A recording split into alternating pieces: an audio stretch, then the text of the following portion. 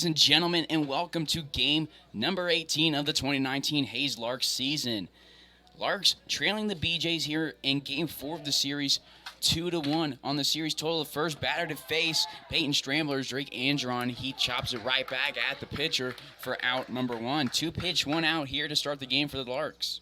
The shortstop, number 3, Matt Cavanaugh. Larks fans, don't forget to follow the Larks on Twitter and Facebook and subscribe on YouTube. Ensure you'll stay up to date with all things Larks. Up next is Matt Cavanaugh after the ground out from Drake Andron. Cavanaugh swings at his first pitch, fouls it off, 0-1 on him. Strambler on the mound for the BJs has an 0-0 record through 3 appearances, 13 innings pitched. Cavanaugh checks his swing, fouls it away, 0-2. Through those 13 innings pitched, has struck out 13 batters, walked 11, has allowed 6 hits, just as many runs, and all 6 of those are earned, making for an ERA of 4.15. The 0-2 just outside 1-2. The BJ's fans not agreeing with it. Larks lost last night to the BJ's in game number 3, 3-10. That was their second loss of the series. Only picked up 1 win, and that was in game 2. Cavanaugh last night, 0-5. He fouls this one off. Will reset again, 0-2.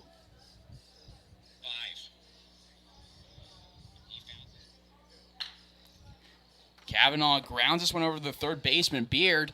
The throw is on the money for out number 2.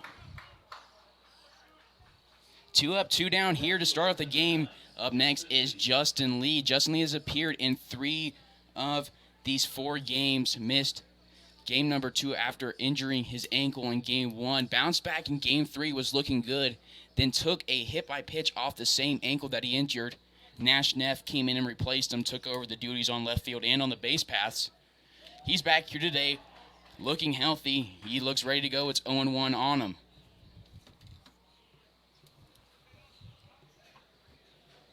The 0-1 to Justin is grounded into right field. It's a 2-out base hit for Justin Lee. The designated hitter, number 18, Mikey. Justin Lee second in the league in hits, coming one closer to Drake Andron, who leads it. Drake has 32. That's number 27 for Mr. Lee. He stands on first base. He's an aggressive runner. One of the only guys in the entire KCLB in double digits in terms of stolen bases. Up next is Mikey Gangwish. Started last night's game. He's back here getting his second start in a row after having to miss game 2. It's 1-0 on Mikey Gangwish. You're tuned into the Larks Network. This is Carson Ackerman on the call. Make sure you stay tuned tonight. I know a lot of the people tuning into the broadcast likes to hear from the players' mindset and get their thoughts and analysis. Stay tuned. Early on this game, we're going to get Brooke Brandon, the Larks' third baseman from Tuscaloosa, Alabama, on the mic. And then later, it'll be the man who started earlier in the series, Christian Piercy. 2-1 on Gangwish. Gangwish leads the league in walks and in runs. He takes strike 2, looking as it catches the outside part of the plate. Gangwish in last night's game, 0 for 3 with a walk, had a .250 on-base percentage. 2-2, Justin Lee still hasn't had an attempt over at first base, and it's strike number 3 for Gangwish. Runner gets on first for the Larks. Justin Lee will be stranded on there as we head to the bottom of the first here on Larks Network. Larks and BJ's tied up 0-0.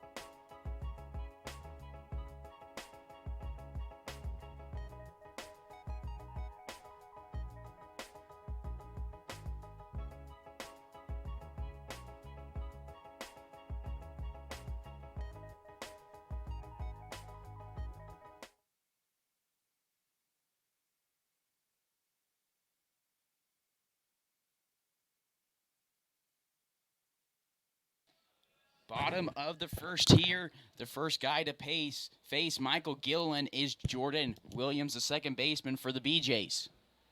Gillen will go from the windup for his first delivery outside part of the zone, 0-1. Gillen coming into this game through 2 appearances, 1-0 record, 9 innings pitched, has struck out 13 through those. He gets Williams to ground this over to Kavanaugh at the shortstop spot, who throws it to Belbin, taking over Strachan his duties tonight. 2 pitches, 1 out for Gillen here to start the game.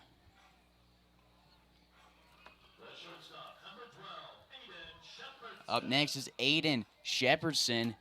Saw him earlier in this series and last night. He went 1 for 5.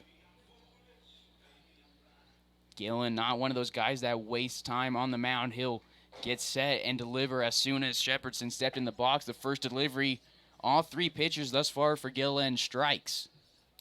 Larks wearing their red jerseys with the road gray pants, the iconic red caps with the blue bill. Off-speed pitch from Gillen just outside, 1-1.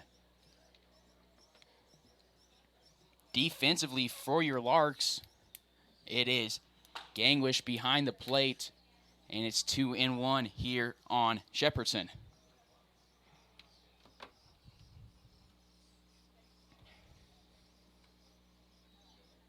2-1 delivery, high and outside, hitters count. Gillen, through those 9 innings pitched, walked 4 guys, allowed 3 hits, still no earned runs on the season, a perfect 0 ERA. This one popped a mile high. He gets called off by Kavanaugh. Kavanaugh makes out number 2 after getting the assist on first out. He gets the put out here. Defensively for your Larks with 2 away, it's Hernan Yanez at third, Matt Kavanaugh at the shortstop spot, Jimmy Daly on at second, Jared Belbin at first, Max McGuire at the plate, not Gangwish, Justin Lee in left field, Drake Andron in center, and George Sutherland in right field.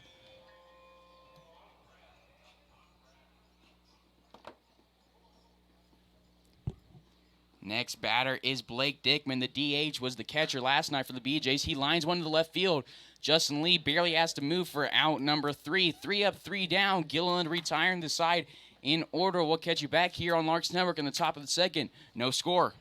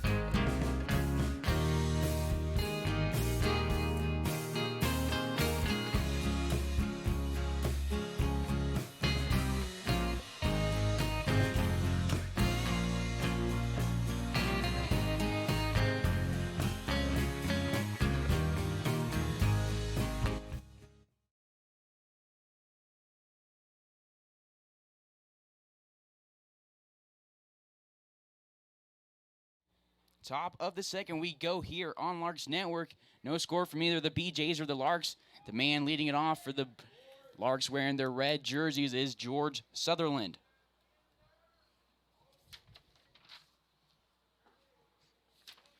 It's 1-1 on him early.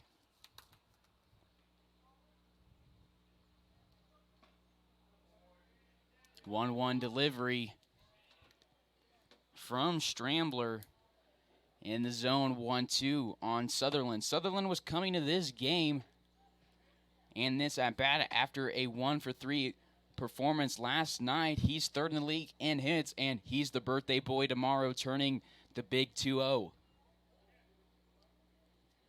Scoreboard here at Brentgold Field changed to 3-1 after showing 1-2. Full count now on Sutherland. Full count delivery. He takes this one low. It's a 6-pitch walk to start the second inning. Leadoff base runner for the Larks. Something the Larks struggled to do last night was get anybody on with 0 or 1 outs. Doing it here already in just the second inning. Larks found themselves down early in last night's ball game. Put something together in the top of the ninth, but they only scored 2, making it a 10-3 ball game, and it was just too little, far too late. Belbin has a nicely placed line drive into left center, sending Sutherland to second base. He holds himself about a third of the way to third. Back-to-back base runners on the Jared Belbin single. Runners on first and second. Nobody away for Hernan Yanez, the third baseman tonight.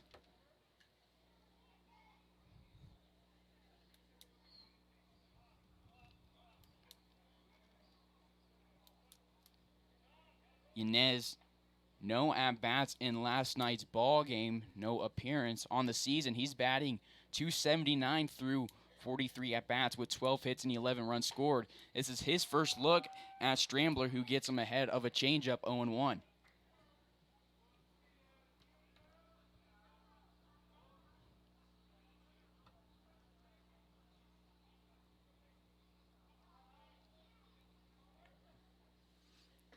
The 0-1 almost took out Yanez's feet. It's 1-1. Yanez, second on the team, leading the team in hit by pitches with 2, and both of those were in the third inning of the Park City Rangers game.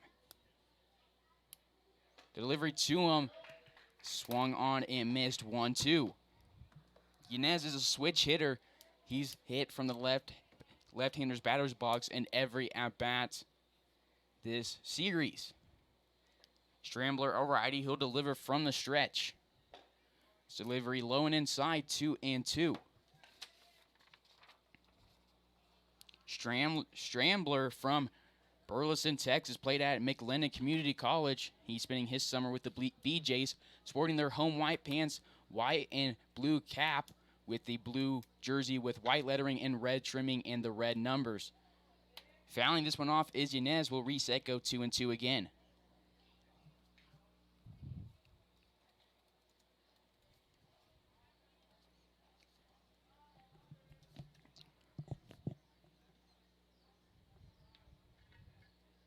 Strambler had a 1-1 record with 1 save in his time at McLennan.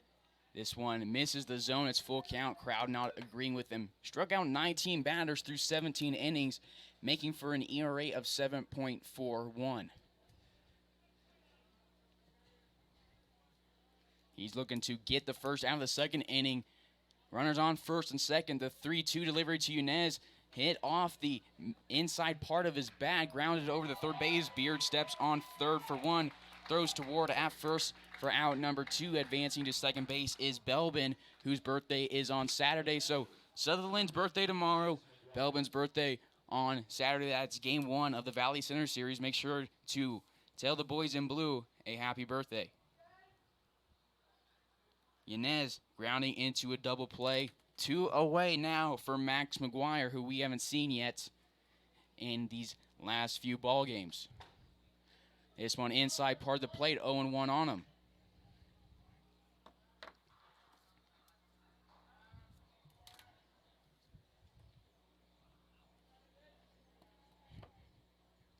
Strambler looks over at Belbin, who has a decent-sized lead over there. This one outside, 1-1 on McGuire.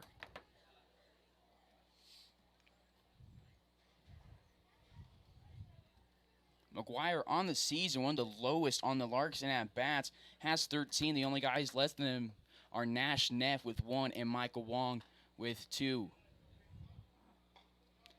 One of those for Wong was a walk, so he has 1 recorded at-bat. He's no longer with the Larks this summer. His coaches at UTA shut him down, so the only guys from UTA playing for the Larks tonight are Divis, who's getting the night off and rest, and Kavanaugh, the shortstop. The 2-1 to McGuire outside, 3-1.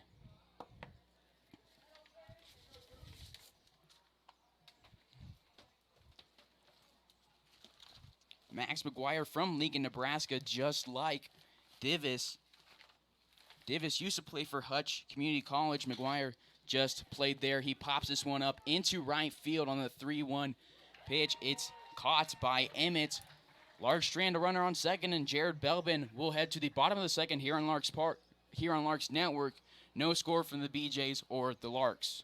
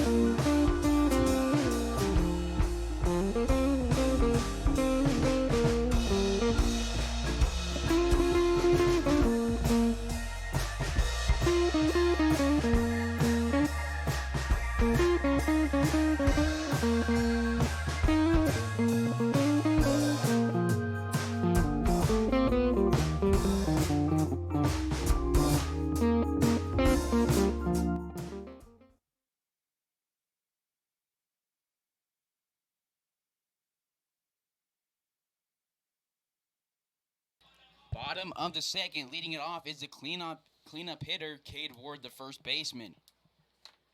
Gilliland delivering to him his first pitch inside on the breaking ball, 1-0.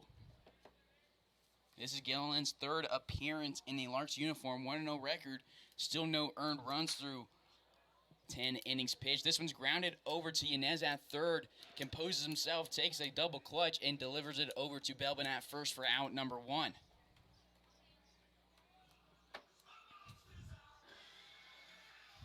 Gillen retired the BJs in order in the first inning. A ground out, a pop-up, and a line drive to Justin Lee in left field to end it. One away here with nobody on for Connor Emmett, the right fielder. Emmett batting .364 on the season, 20 hits through 55 at-bats. His first delivery from Gilliland, the southpaw, misses 1-0. In last night's ball game, Emmett 2 for 5, 2 runs scored, and drove in 1. This one grounded past the diving DeLeon at second base. It's a 1-out single for Connor Emmett.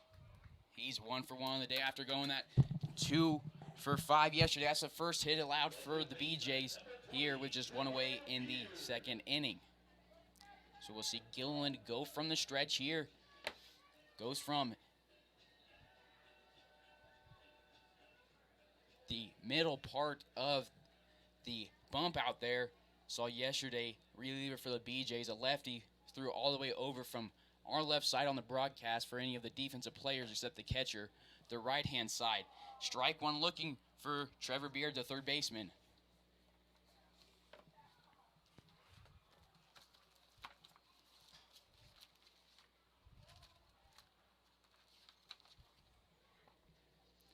Off speed from Gilliland, a nice pitch called strike 2.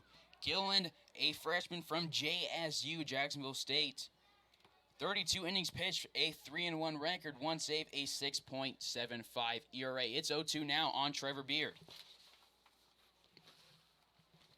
Gilliland will look over at the runner on first. Emmett deliver. It's a swing and a miss, 3-pitch strikeout. First of the game for Gilliland. 2 away now for Colton Moore with that runner still on first. Gilliland, 2017 perfect game, preseason underclass All-American, and was listed first team All-State by the Alabama Sports Writers Association. We're going to hear from his teammate in the top of the third, Brooke Brandon played with him at Jacksonville State and in the Larks uniform this season, out with a hamstring injury tonight after missing last night's ball game. We'll hear from him in the top of the third here on Larks Network. 0-1 to Colton Moore, the catcher tonight, replacing Dickman for those duties.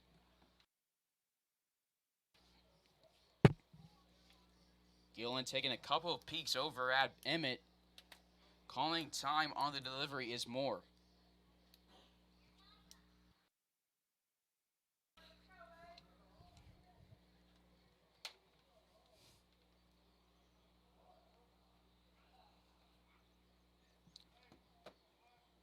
This delivery to Emmett. Checked his swing, almost caught him. It's 1-1 now. Larks come into this game after losing last night's game 10-3. They still hold the lead in the Jayhawk West Division. 1-1 from Gilliland outside on the off-speed, 2-1. They're 14-3 on the season, 5-2 in Jayhawk West play. 8-0 in South Central play in the KCLB, making for a 13-2 record in the league. This one in the dirt, Max McGuire keeping it in front of him. It's a hitter's count here with 2 away for Colton Moore. BJ's coming to this one, 11-5 record, 2-1 in Jayhawk West play. The only other team in this division is the Dodge City A's. Larks swept them 0-4. BJ's still looking for their first look here. Another time call. Gillen just tosses one in there to stay in rhythm. Moore will step back in for his 3-1 delivery. The 3-1 taking off is Emmett. The throw from McGuire to DeLeon, not in time. However, it's strike 2, so it's full count.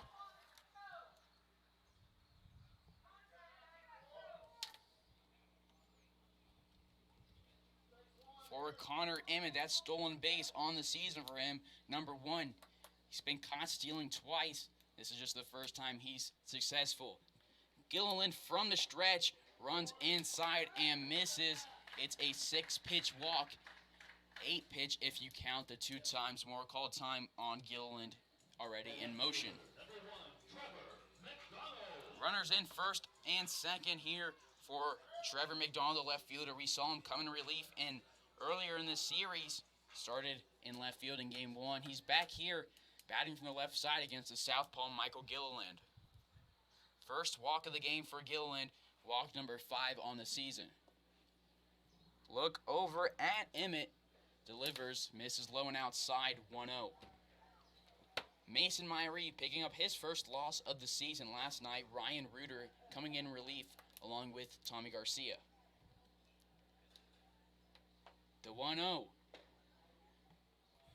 at the letters, 1-2-0.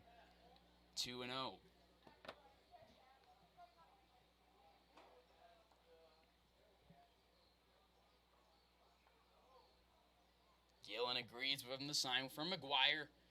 Looks over at Emmett, has a long pause, and delivers. It's right down Main Street, 2-1.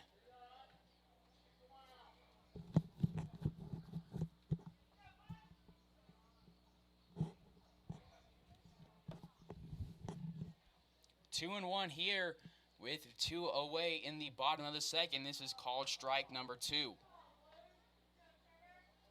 BJ's fans yelling at the home plate umpire after that called strike. Larks upset with ball number 2 this at bat. Thought it was strike number 1. 2-2, swing and a miss for McDonald. 2 strikeouts for Gilliland. Leaving 2 on, we'll head to the top of the third. Larks and BJ's tied at 0-0. This is Carson Ackerman on the call. You're tuned in to Larks Network.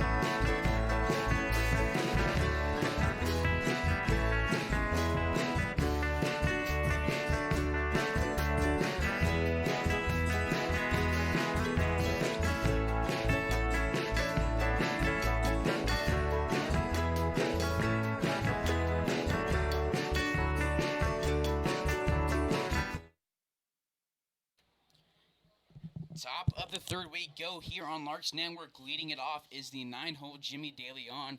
This is Carson Ackerman on the call here in the top of the third. I'm joined by Larks third baseman Brooke Brannon. Brooke, how are you? I'm pretty good. Wish I was out there on the ball field, but I'm enjoying it up here. Get to watch the guys from a different view for a couple times, so that's always nice. Out with the hamstring injury. You have any idea of the timetable for your return? Coach Leo's giving me these days off because summer ball you don't really want to push anything. But I think tomorrow a good day off with a lot of rest, and I think I'll be good to go for the next series. So. It's 2-0 on DeLeon from Peyton Strambler. DeLeon sends this one back out the middle, getting to it is Shepherdson. Throws it over to Ward in time. 1 up, 1 down for the Larks to start the third. Brooke Brannon, a teammate of Alex Strachan, gave the night off as well, and Michael Gilliland on the mound. What do you think your teammate Mike has to do to secure win number 2 on the season? Throw strikes. I think his stuff is pretty dang good. If he can locate those strikes and just throw them, man, he's dang near filthy. And he struggled early in the season in the fall, but I think he's getting over that hump right now and it's showing. So he's gonna be a ball player one day. 0-2 on Andron. League leader in hits, had his hitting streak snapped last night. Looking to start a new one here with 1 away and nobody on. And the third, Larks fans, if you have any questions for Mr. Brannon, drop him in the chat here on the live stream. We'll get them answered on air just like we did with Mikey Gangwish and Rustin Hays. 1-2 on Andron.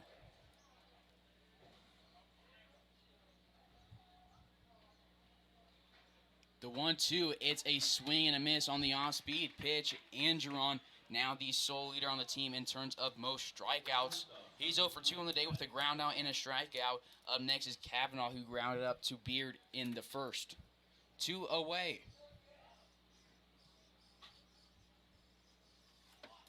Strambler will go from the windup to Kavanaugh inside 1-0.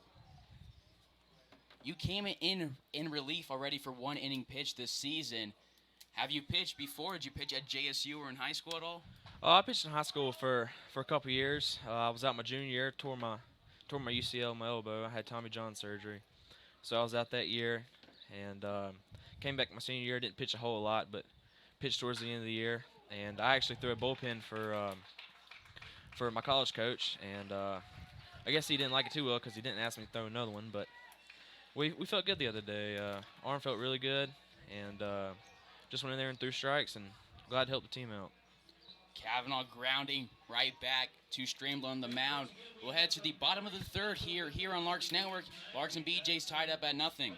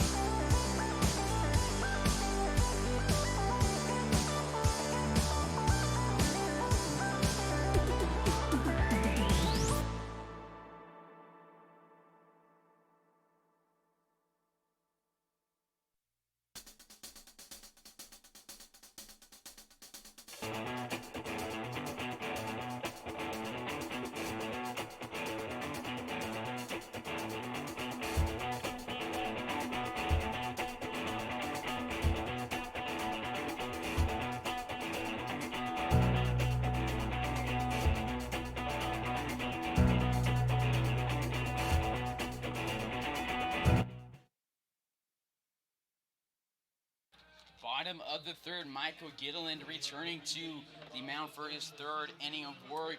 Leading it off is the 9-hole Tristan Stacy. I'm Carson Ackerman here on the call on Larks Network, joined by Larks third baseman Brooke Brannon. So you mentioned that you pitched in the top of this inning at JSU for 1 appearance. Coming here to the Larks, did you expect to have a appearance on the mound this early in your season? Actually, no. went to Coach Leo's house and got my uniforms and stuff like that, and had a meeting with him. And he actually said, we're short on arms this year, and might need you to come in and throw some strikes. And I actually said, I'm so down because I enjoy going out there and pitching any way to help the team out. So yeah, I knew once I went and visited him that he needed me to throw some innings, and here we go. So Well, in that one inning you pitched 2 innings. Says you picked up the win according to KCLB. 1-0 on the season, only allowed 1 hit. How's it feel to be 1-0 and not even considered a pitcher according to their website? well, when I was getting warmed up to go to the game, they had scored I think 11 runs in the first inning, and Coach Leo said, "Brooke, you're probably gonna throw this inning. Just get your arm going and get some feel for some pitches." And we had scored, I think, 6 runs in the inning before I came in, and so I worked my innings, and we ended up taking the lead, and I closed the game out. Um, had some balls hit hard, but they went right at people, so the stats look good, but I wouldn't say it was as good as it sounds. 2-2 lined over the head of Gilliland is a leadoff base hit for Tristan Stacy. Stacy was a pinch runner early in the series. Got a start last night in his time at the plate.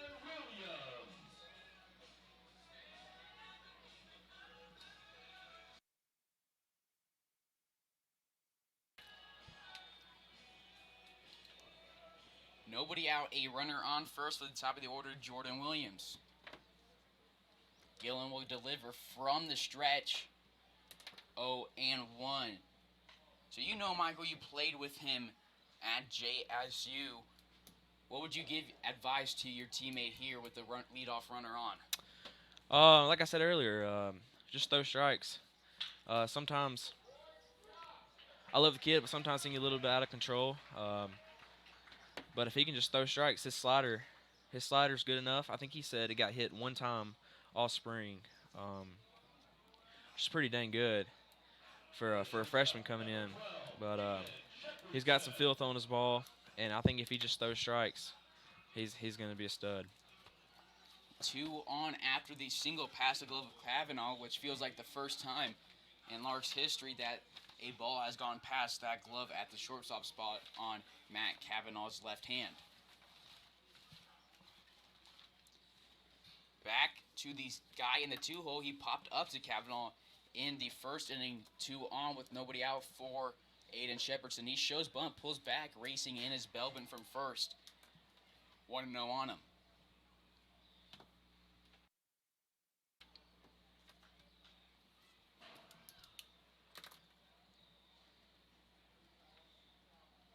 Shepardson went 1 for 5 in last night's ball game. On the season, he's batting .300. Runner goes from second to third.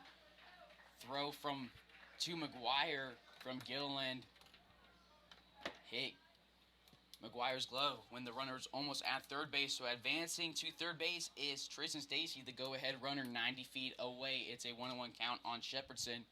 Runners on the corners with nobody out. Gilliland peeks over at Stacy over his shoulder.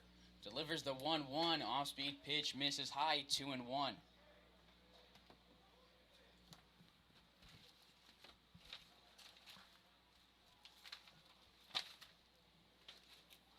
Gillen will step back in. Go from the stretch to Shepardson. Looking to pick up hit number 1 of this game. Gillen looking to shut him down for the second time in a row. This ball grounded past the diving glove of Matt Kavanaugh. An RBI single for Shepardson. Back-to-back singles to start off the bottom of the third for the BJs. They take a 1-0 lead.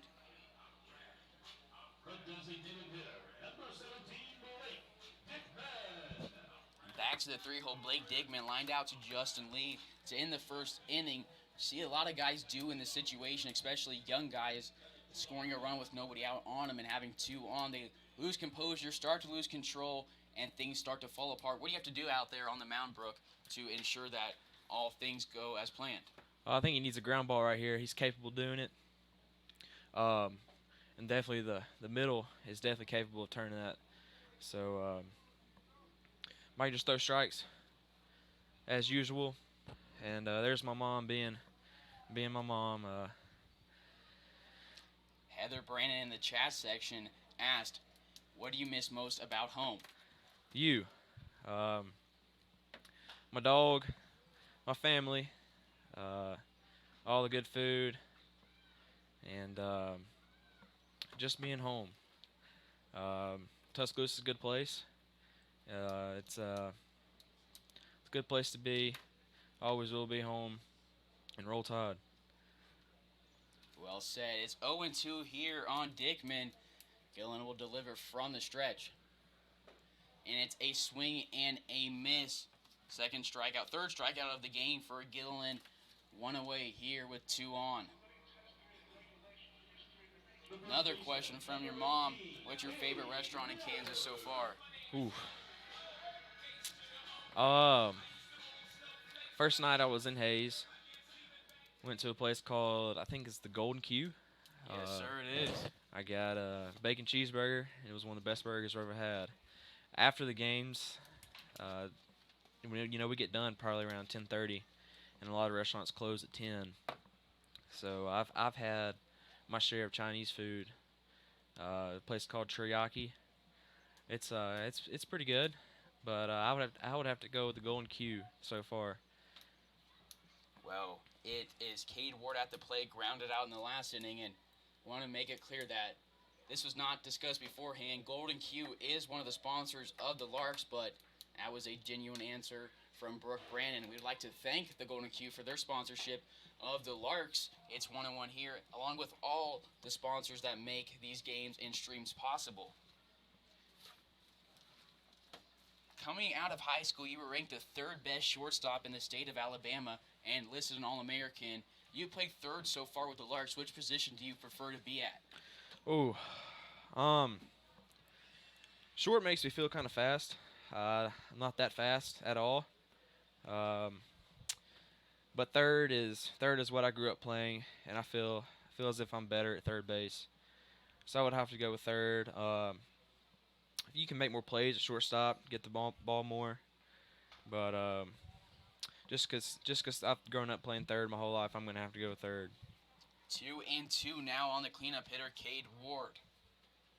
Gillen retiring first out of the inning. Dickman on a strikeout.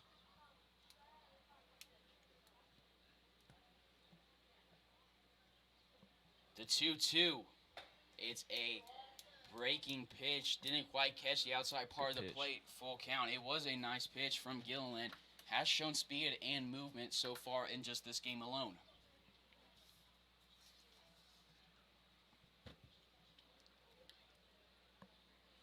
The full count delivery from Gillen from the stretch. He delivers. It's a fastball that misses low, walking the bases loaded.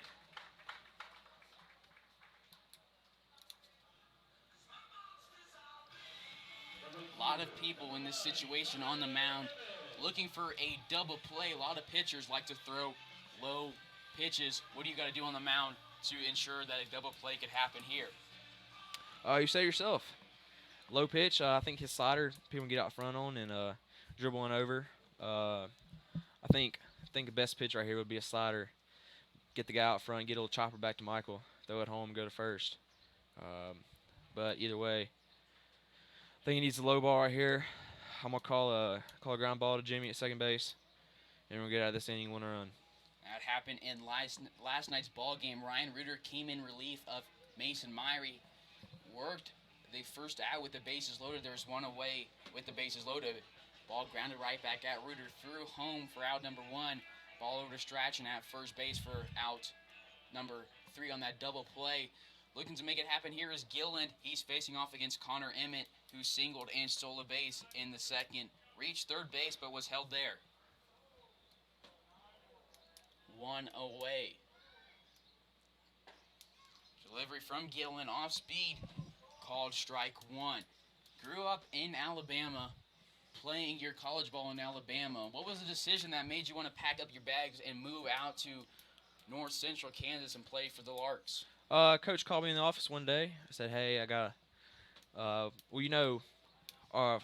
former JSU player got drafted in the 14th round maybe. Nick Gaddis played with the Larks last summer, and I think I think Coach Leo called Nick and asked him who was interested in coming to Hays, and I think Nick told him that we had some players that needed to go play summer ball somewhere, and I think my name was put on that list. And Coach Case called me in the office and said, "Hey, would you mind going to Hays, Kansas for the summer?" And I said, "Absolutely, I'm down. It sounds like a fun place. I know the tradition here is very good. So and so far, I've had a good summer." Well, we're glad to have you with us on the team and on this broadcast. It's a 1-2 Gillen delivering with the bases loaded. It's a swing and a miss from Connor Emmett. It's a strikeout, the fourth of the game through 2 in, 2/3 for Gillen. 2 away with the bases jacked for Trevor Beard, the third baseman. The first guy Gillen struck out, and that was in the last inning. Big pitch, big strikeout. Gillen gets the sign from McGuire, nods in agreement. He'll go from the stretch with the bases loaded.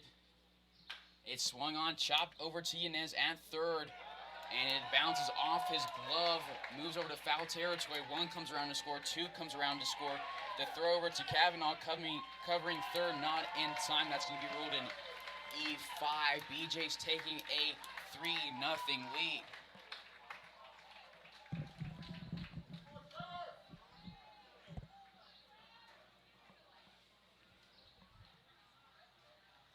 The catcher, number 24, Colton Moore.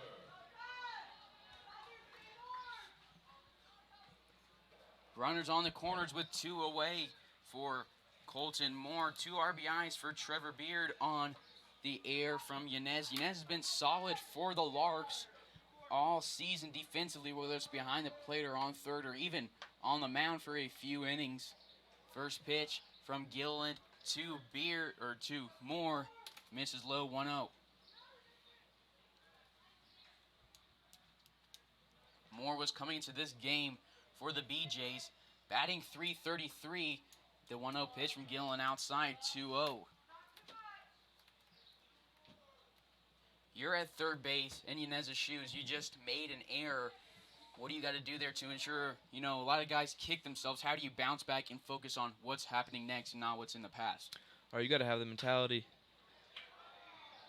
You got to have the mentality that you want the ball.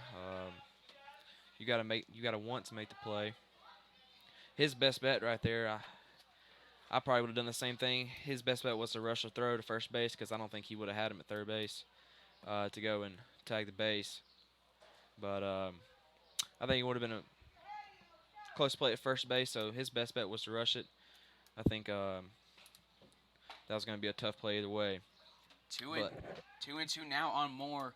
Yanez played at Cochise College as a Cochise College loaded lineup on both sides of the field tonight. 2 guys on the left side, and Yanez and Justin Lee on the right side. Daly on at second, and George Sutherland in right field.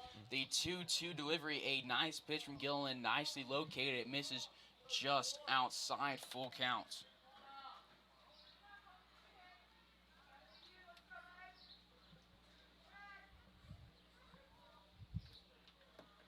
The full count delivery, runner goes from first. It's a walk. That's the second time Colton Moore's been walked in this game. Bases are loaded with 2 away yet again. For Moore, that's walk number 3 on the season, picked up number 2 in the second. Trevor McDonald at the plate now. Tristan Stacy, the guy who led off the bottom of the third for the BJs, on deck.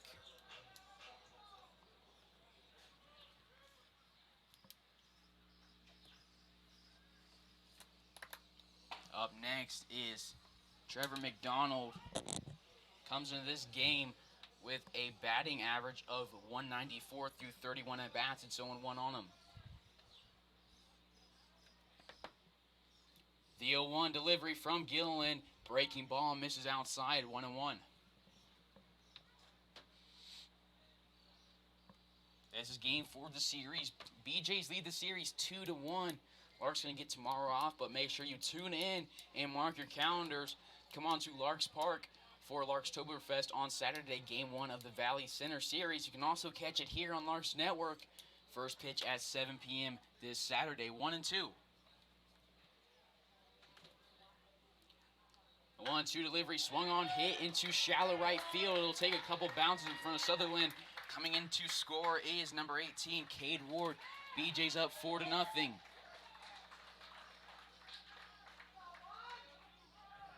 So BJ's batting around. Now the guy who led it off, Tristan Stacy.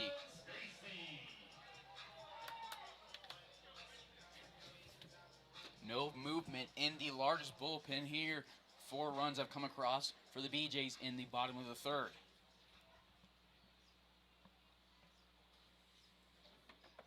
First delivery from Gillen outside 1-0. It's a quiet night here in Liberal, Kansas. Stands maybe a third to a quarter full.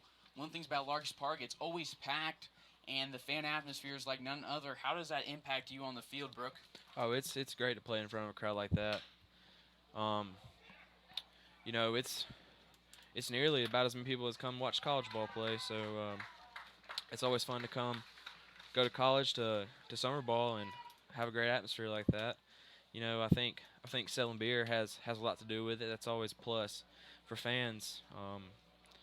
Recently, the NCAA had a rule that there's beer allowed in some of the stadiums and college games and football games. So I think that's going to help a lot of atmospheres. Well, De Leon gets the assist to Belbin on out number 3. BJ's get 4 off of Gillen in the third. We'll head to the top of the fourth here on the Larks Network. Larks trailing Liberal 4-0.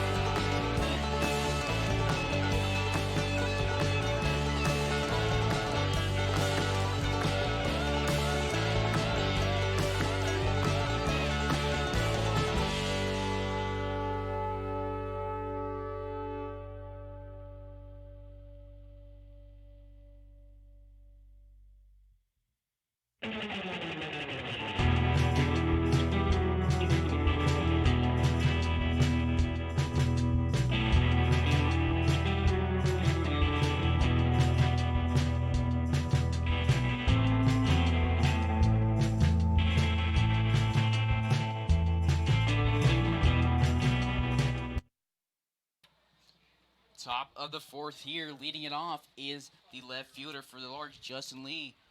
Only one of 2 hits for the Larks. Him and Belbin each have a single.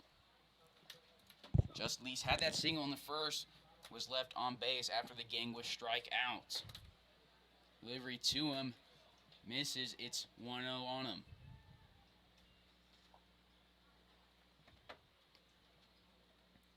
Strambler still on the mound, the delivery to Lee, called strike 1. Justin Lee comes into this one, leading the entire league in total bases, added to his total, making it 47. Guy in second place, guy who led off the game for the Larks, Drake Andron with 43.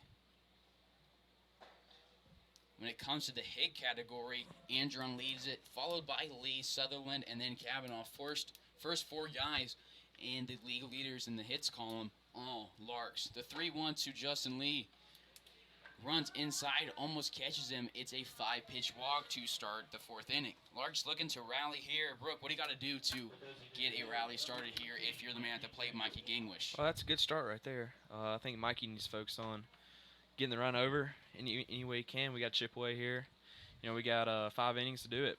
So I think we just need a couple runs here. We don't need to try and do too much. But if we can squeeze a couple out of these guys, and that's great. It's 1-0 on Gangwish, and if any team can do it, as it's called balk and Lee will advance over to second base, it seems that the Larks would be the team to do it. Down 11-0 going into the bottom of the 2nd inning in Game 4 of that Park City Ranger series. And then in between innings, Larks' first base coach was ejected. Was there any doubt in your mind that the Larks couldn't come back in that one? Oh, absolutely not. That was my first series with the Larks, and the first 3 games we had put up, shoot, I don't know how many runs, a lot, and we got down 11-0, and I told Sedbrook, the coach who got ejected, that there was not a doubt in my mind that we were going to score more than 11 runs against those guys. But yeah, I didn't have any doubt at all, and sure enough, we did it. Sacrifice bunt from Gangwish. Larks looking to do exactly what you said and chip away. It's one away, and a base hit for George Sutherland. Driving in, Justin Lee. One away, runner on first in Sutherland, who has some decent speed on the base path. It's his birthday tomorrow. He won't have to play on his birthday. Larks getting tomorrow off. That's RBI for Justin Lee on the season.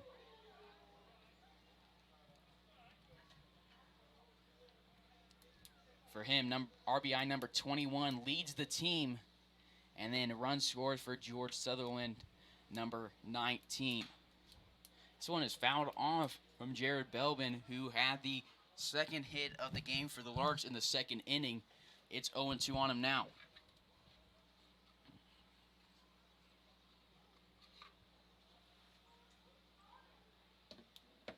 Scrambler go from the stretch. The delivery. Swung on, hit right back at him. He makes a hopping catch. Throws it over to second for one. Gets it over to first in time for out number 3. Rolled a 1-4-3 double play as we, in the top of the fourth, go to the bottom of the fourth. Brooke Brand's been on the call. Larks fans, thank you for tuning in. That'll be a day for him. We'll hear from Christian Piercy in a bit.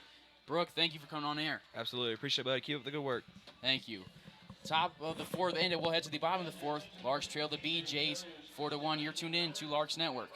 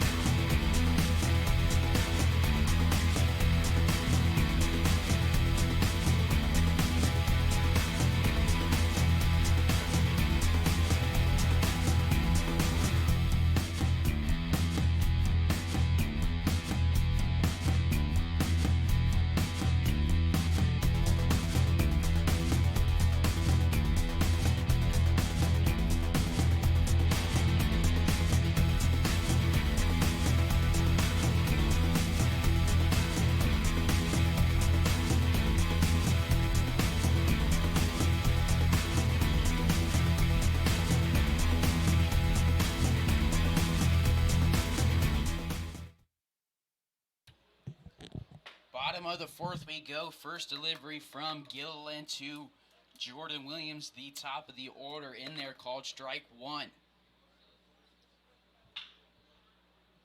This one hit over to Yanez at third base, eats it up, throws it over to Belbin at first in time for out number 1. The shortstop, number 12, Aiden Shepherdson. Up next, Aiden Shepherdson, the guy in the 2-hole. 1 for 2 on the day with a single and a pop-up. He comes up to bat, nobody on and 1 away. Larks trailing the BJs 4-1, trailing in the series. 1 win, 2 losses. Gillen will go from the windup. The delivery inside part of the plate. 0-1, nice location, nice first pitch from Gillen here on the shortstop. 0-1 delivery, swung on, hit over to the left side of the infield, gets past Kavanaugh. It's a 1-out base hit. Larks fans, don't forget to follow the Larks on social media. Follow the Larks on Facebook and on Twitter. Make sure you subscribe on YouTube.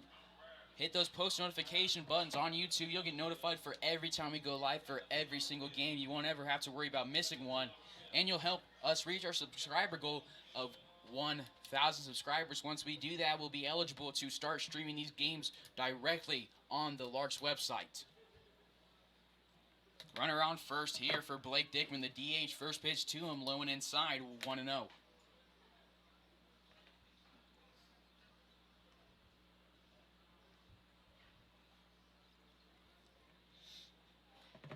The 1-0 with a runner on first. Gilliland from the stretch. It's 1-1 on him.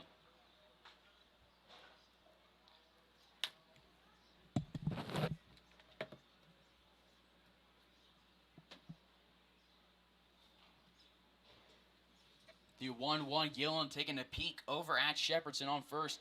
Delivers this one. It misses behind Dickman. It's 2-1.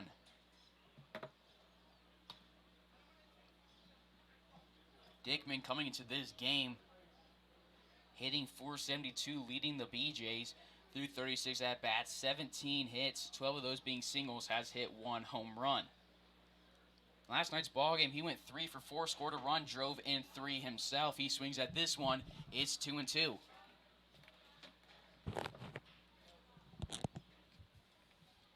Runner on first. Larks defensive linemen still the same from the start of the game. Lee Angeron and Sutherland in the outfield. Yanez, Kavanaugh, DeLeon, and Belbin in the infield. McGuire behind the plate. The 2-2 from Gillen. A swing and a miss on the onside pitch in the dirt. It's out number 2. That's a sign of a good pitch when you can get a batter to swing on one that hits the dirt in front of your catcher's glove. Nice breaking ball, getting Gillen's 5th strikeout of the game. Number 18 on the season. First pitch here to Cade Ward is high, 1-0 on him. Ward over on the day with a ground out and a walk. This is his 3rd look at Michael Gilliland. Delivery to him, off speed, outside part of the plate, called strike 1. That was the 2nd time Dickman struck out today. Gilliland will look to get him a hat trick in his next at-bat. The 1-1 fouled out of play. It's 1-2 with 2 away, runner on first.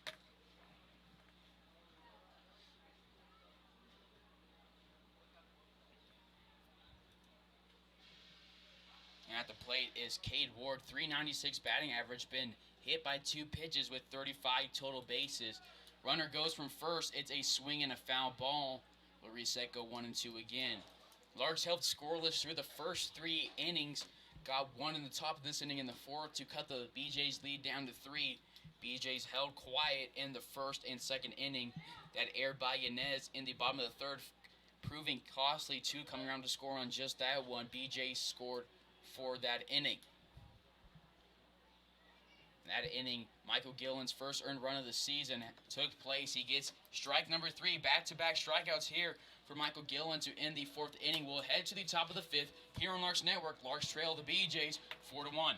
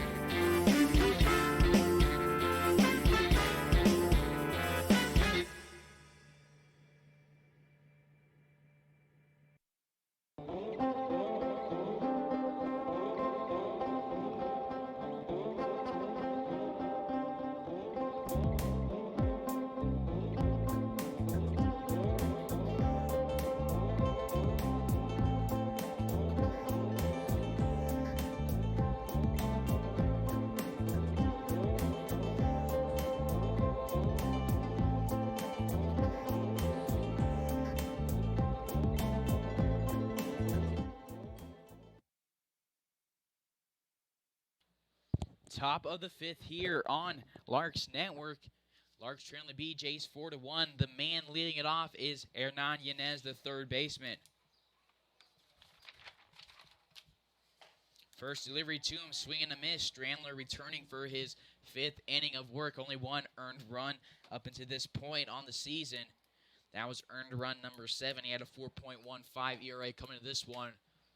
Delivered to Yanez outside, 1-1. Yanez on this day grounded out into a double play in the second. This delivery to him hit a line drive into right field, getting down, getting to it is Emmett. It'll be just one base for Yanez, but it's a leadoff base runner on first, key to taking back this lead here in the fifth inning. Runner on first with nobody out for Max McGuire, the guy in the 8 hole.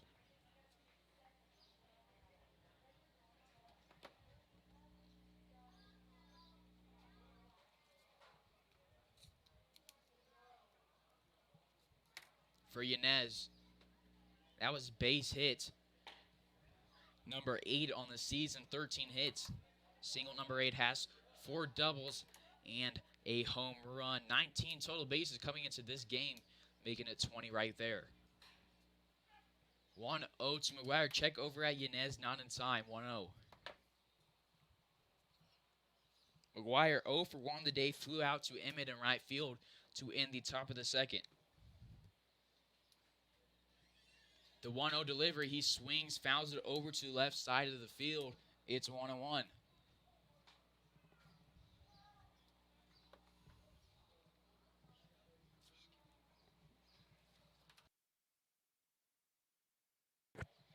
One and one here on McGuire. Strandler peeking over at Yanez. The delivery, bottom part of the zone, 1 and 2. You heard from Brooke Brandon earlier on this game here in the bottom of the fifth. We're going to hear from Christian Piercy during this broadcast, joining me up in the booth. This is Carson Ackerman on the call here on Larks Network. The 1-2 to McGuire in the dirt, 2-2. Larks have just 4 hits versus the BJ 6. That was a problem for the Larks yesterday. Had a decent amount of hits, but only managed to get 3 across versus the BJ's 10. Check over at Yanez, not in time. McGuire, a righty, facing off against the right-handed pitcher, Strandler. Gilliland, a southpaw, will presumably return for the bottom of the fifth. Or, excuse me, top of the sixth. No, bottom of the fifth.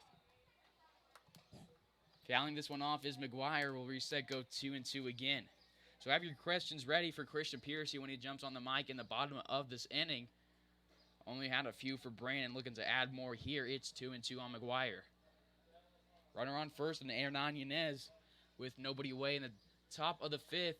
The delivery to McGuire, good eye from the catcher, outside, full count.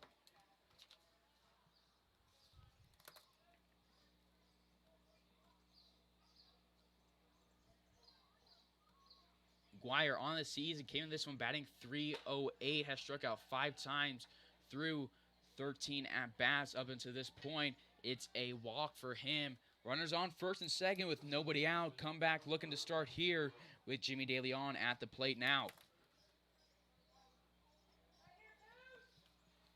DeLeon 0 for 1 the day with a ground out to the shortstop, Shepherdson. Looking to approve on that here.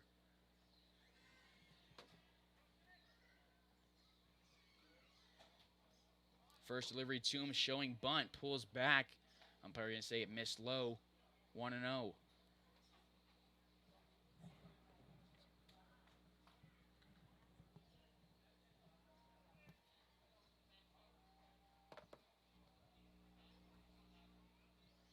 Showing bunt, pops it up, getting under it is more frustrating at bat if you're JDL. 1 away here with runners on first and second. Top of the order, Drake Andron looking to start his hitting streak back up right now.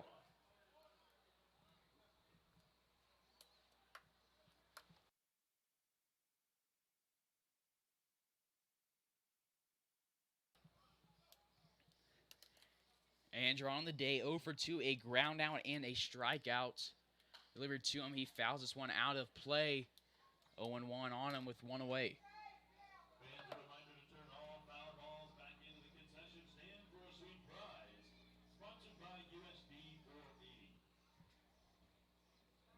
Andrew on yesterday's game, 0 for 4 with a walk. That was De Leon. He went 1 for 4 in last night's ball game with that pop-up. He's 0 for 2 tonight. 8:11 p.m. here in Liberal, Kansas. Wind blowing strong from right field to left field. We'll see if that has any impacts on fly balls. Called strike 2, 0-2 on Angeron. Angeron leads the team in strikeouts, but he also leads the team in hits. Still batting .405 coming into this game. The 0-2. He takes strike 3, looking the second time he struck out. One swinging and one looking. Now there's 2 away after 2 leadoff base runners for Matt Cavanaugh. Cavanaugh 0 for 2 on the day. Ground out to Beard, and then a ground out right back up at Strandler, who made that nice play to end the top of the third. 2 away here. Runners on first and second. Larks down 3 against the rivals, the Liberal BJs. Strike here on Cavanaugh to start off his at-bat, 0-1. Cavanaugh came into this one, .313 batting average, 4th most hits in the KCLB.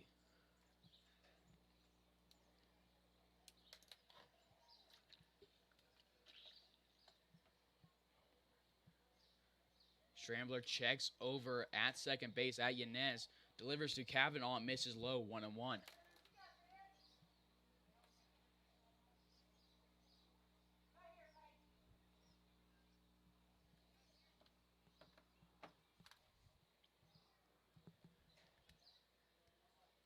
The 1-1 delivery swung on, chopped over to Beard at third base. 3 straight outs for the Larks on a pop-up from De Leon, a strikeout from Andron, and a ground out for Cavanaugh.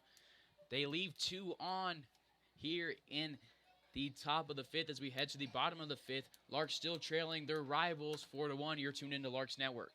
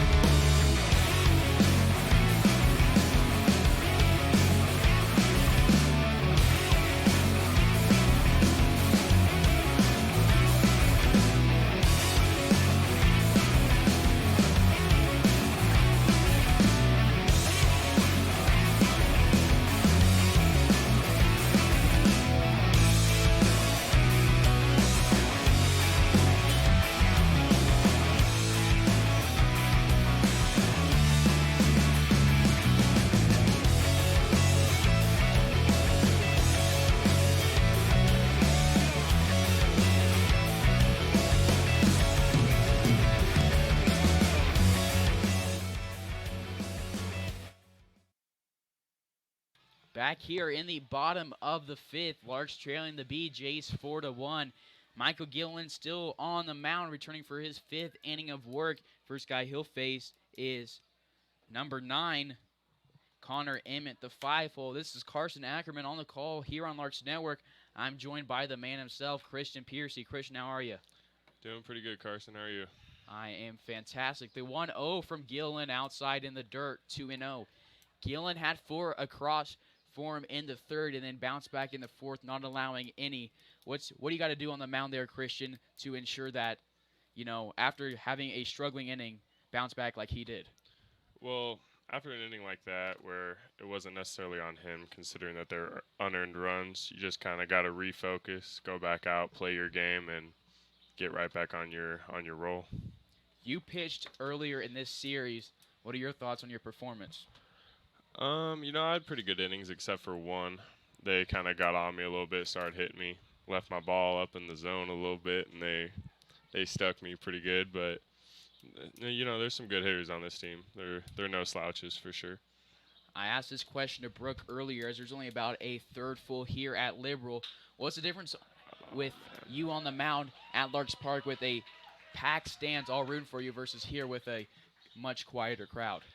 It definitely helps with energy, and it keeps you locked in more, I feel, especially at Larks Park whenever you look from the mound out to the stadium and you see all of the fans, like everyone's cheering for you, where here it's very minimal crowd. It's not exactly the same energy to play for, so I think Liberal will be privileged to come play at our place.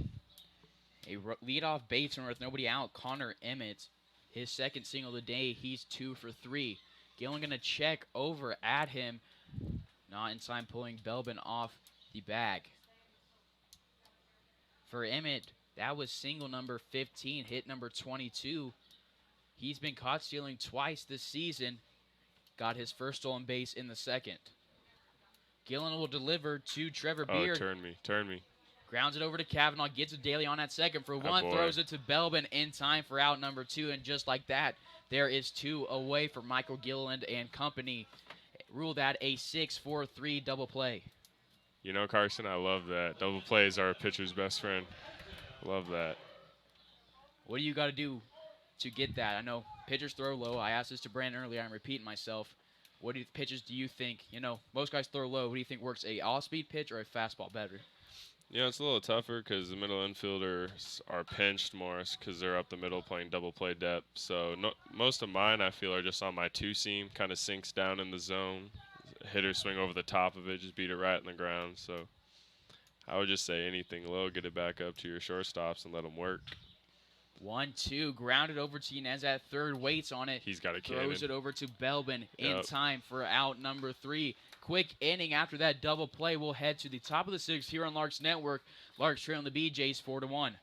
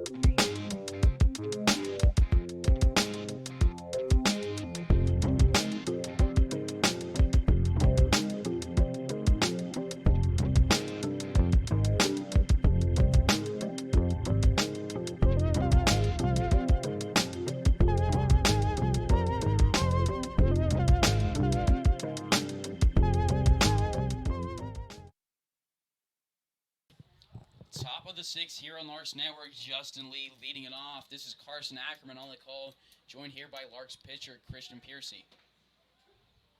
This will be Justin Lee's third appearance versus Peyton Strambler. First delivery to him, misses low, 1-0. He's 1 for 1 on the day with a walk and a single. Has scored the only run for the Larks thus far. Your pitcher from Tucson, Arizona, played for a few schools after Justin Lee hits this one a mile high into left center field. Getting under it is Stacy for out number 1. Playing from Arizona, now outside of Chicago at Rockford. I asked this to Brooke earlier yet again. What contributed to you choosing to come to Hays, Kansas and play for the Larks? When I was at Pima, there was a few players that went and played for the Larks, and I heard nothing but positive things. Obviously, Frank Leo's experience and knowledge of the game is good to play under. I It's like you're a student of the game, and he's a good teacher. Also, another thing was to come out here with Tommy Garcia, who's another right-hander on our staff that we will most likely see later on. 0-1 here on Mikey Gangwish with one away, nobody on. His third look at Peyton Strambler, 0 for 1 on the day with a strikeout and a sacrifice bunt. The delivery to him misses low, 1-1. Michael Gillen showing those breaking balls and throwing heat with a lot of movement. What do you consider like your style of pitching? You throw heat, movement, consistent. What do you call yourself? I think the most important thing is movement, because regardless of how hard you throw, I mean, you see Chapman up in the majors throwing some fuzz, and he still gets hit. So I think movement is the biggest key. I'm no power pitcher by any means, but I think having movement and just keeping hitters off balance in general, keep them guessing, is the key to going deeper in games for sure. 2 for 2 now on Gangwish. Gangwish leads the KCLB in walks, looking to draw another one here. It's full count. How frustrating is it on the mound when you see a guy like Gangwish work another count back to full count, get your pitch count high, and another walk? If he draws one here, he's drawn a lot. Yeah. How frustrating is it when somebody works the count back on you? Oh, just like that, Mikey works back on it.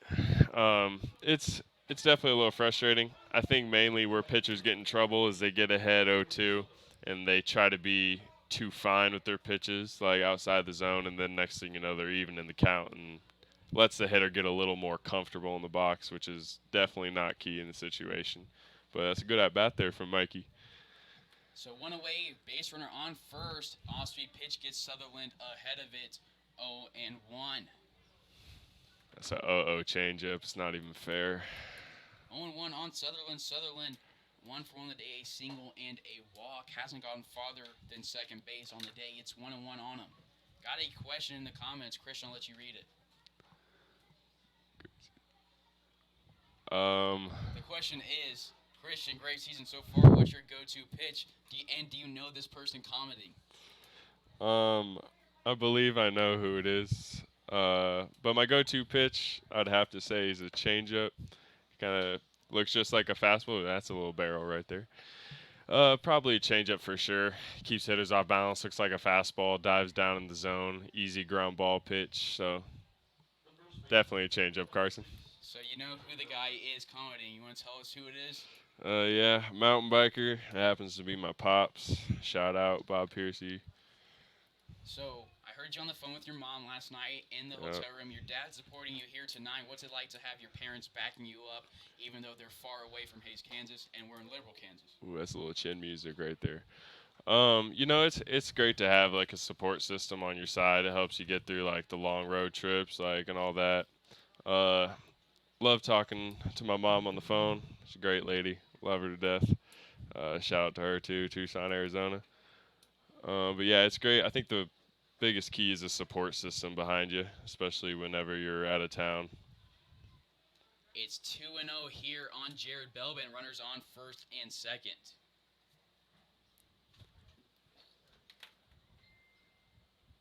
2-0 to Belbin, the lefty. Grounded into a double play in the fourth, singled in the second. It's his birthday Saturday. Game 1 of the Valley Center Series at Larks Park. Mark your calendars. Come on down for Larkstoberfest. And then, if you can't make it, tune in here on Larks Network. First pitch at 7 o'clock. Christian, we've seen you early in this series already, as it's a 4-pitch walk to Belbin to load the bases. Will we expect to see you in the Valley Center Series at all? And if so, when can we expect you? First of all, this dude's kind of all over the place right now. Second of all, I'll throw game 1 Saturday at home against Valley Center, 7 p.m. Larks Park. So you're the pitcher right now in this situation. You have the bases loaded on you with one away. You've been pitching solid all day, only allowed 1 earned run. Now you're starting to fall apart. What do you got to do to compose yourself and get these next 2 outs without allowing anything to come across? Well, I'm sure his pitching coach is probably telling him the same thing, just saying you need to refocus right now. You've had him like off balance all day. Kind of need to just stick to it. And like I said earlier, double play ball right here is probably what he's going for. Just honestly 1 pitch away from getting out of it, but we're also 1 pitch away from getting back in the game right now, and definitely think Larks have the advantage here, especially in this situation. Well, man at the plate has already grounded into one double play on the day. It's Hernan Yanez looking to improve on it. He's 1 for 2 on the day with a single. One swing of the bat could drive in multiple if there's two in scoring position. Christian, your thought on that pitch? He's got some fuzz behind him, but just got to get your foot down early. All our hitters seem to be on time. We'll get on them, no worries. It's 1-1 on Yanez now. 1-1, bases loaded with only one away. On deck is Max McGuire, Jimmy DeLeon in the hole. Larks fans, if you have any more questions for Christian, make sure you pop them in the chat below. Only one so far. Let's bump that number up. And while you're here, subscribe on YouTube. Help us reach our goal of 1,000 subscribers. That way we'll be eligible to stream these games directly on the Larks website. Delivery to Yanez. Misses. Boy. It's 2-2. It's a good eye right there. Just got to keep fighting, get back into it whenever you pitch right here, especially with ducks on the pond right now. Just got to make something happen. That was a heater. Do you throw off speed here, Oh. Christian? It's grounded up the Get middle. there, baby. Get there, Williams baby. Dives. Gets Yep. one at second. They're going to say Yanez is safe at first. That's an RBI for Yanez. Coming across to score is Mikey Gangwish. So it's a 2-run lead now for the BJs. It's a 2-4 ball game with two away in the top of the sixth. Yanez at first. Sutherland at third. Runners on the corners for Max McGuire. Gotta love that situation right there. Even though it was ground ball, gotten out on that play, that's still putting the ball in play, making something happen, getting a run across the board, cutting our deficit to 2 right there. That's big. This one in the dirt. It's 1-0. So you pitch early in this series, got a no decision. I know you expressed some frustration with not getting another win, going to 4-0. What do you got to do to ensure that this Saturday you get that 4th win? I'm not going to change anything. My routine is kind of my routine. Seems to be working. That game, you're not going to win every game you go out and fight through. So you just got to refocus. Like I said, like the inning by inning method, you just kind of bring that to your next start, refocus, and just do what you do best.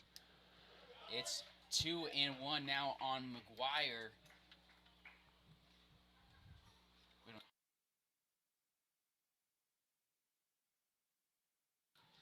2-1. Reads the scoreboard here in Liberal, Kansas at Brent Goldfield. The delivery to McGuire misses low. It's a hitter's count. Hitter's count, the 3-1 count, one of the most dangerous counts in baseball, if not the. You're on the mound. What do you got to do to work out of it?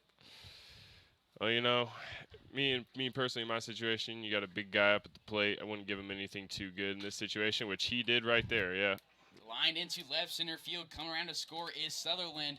Larks doing a great job of rallying, cutting the lead to 1. It's a 3-4 ball game. You can feel the momentum switching here at Brent Goldfield. Larks dugout starting to come alive, and also coming alive is the Larks bullpen. I can see Drew Marufo and Nash Neff out there. Neff came in and replaced an injured Justin Lee in last night's ball game. Lee led off this inning with a flyout. That last pitch right there, the pitcher's got to understand the situation. You got a big dude and a hitter's count, and just got an open base, and you got a 9-hole up. Nothing against my boy Jimmy. Jimmy sticks, but just in theory, that was a little bit of absent knowledge right there. But number 2-2. RBI for McGuire, number 4 on the season. This is only his 6th appearance this season. 0-1 on DeLeon after the foul ball. So after battling a guy like McGuire, who stands in with a tall frame, DeLeon standing at 5'7", what adjustments do you have to make throwing from the bump? You kind of keep the same zone, just try to stay low.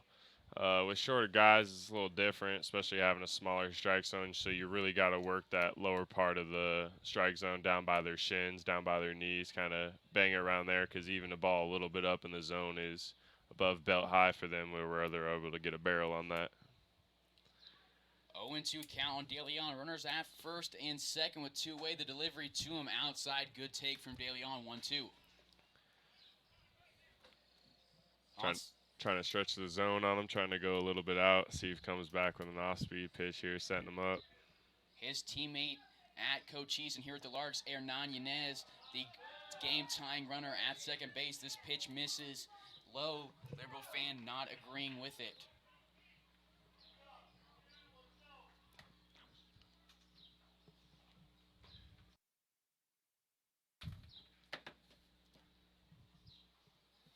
Two and two with two away. Yanez at second. Max Wire on first base. On deck, top of the order, Drake Angeron. A lot of twos on the board. This one swung on, hit into right field, shallow, racing in his Emmett. He makes the catch for out number 3. Larks get 2 off of Peyton Strambler. We'll head to the bottom of the 6th here on Larks Network, 3-4 ball game.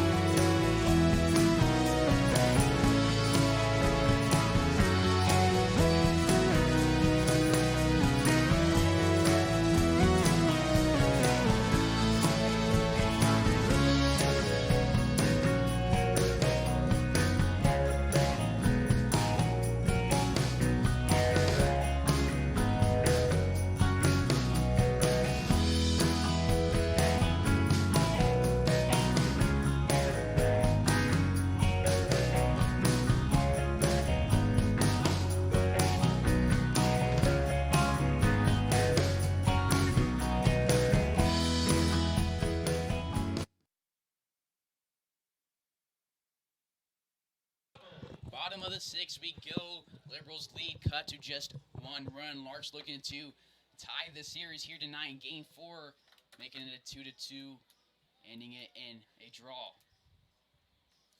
First batter Gilland will face in the bottom of the 6th is Trevor McDonald. 0-1 on him after the foul ball.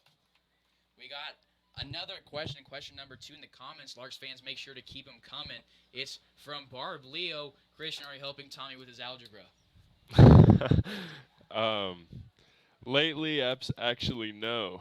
Coach Frank Leo has actually been spending a lot of time with him, helping him working on math and getting him through that. So that's awesome that Coach Leo is willing to commit to all his players like that. So growing up in Hays, Kansas, I've heard countless stories of Coach Leo, 2015 NBC Hall of Fame inductee, helping his players off, whether that's at Hays High or with the Larks, both on and off the field, dedicating almost this entire week to helping Tommy Garcia with his education.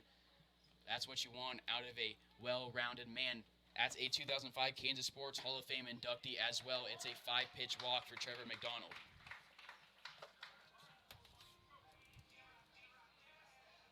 The center fielder, number 31.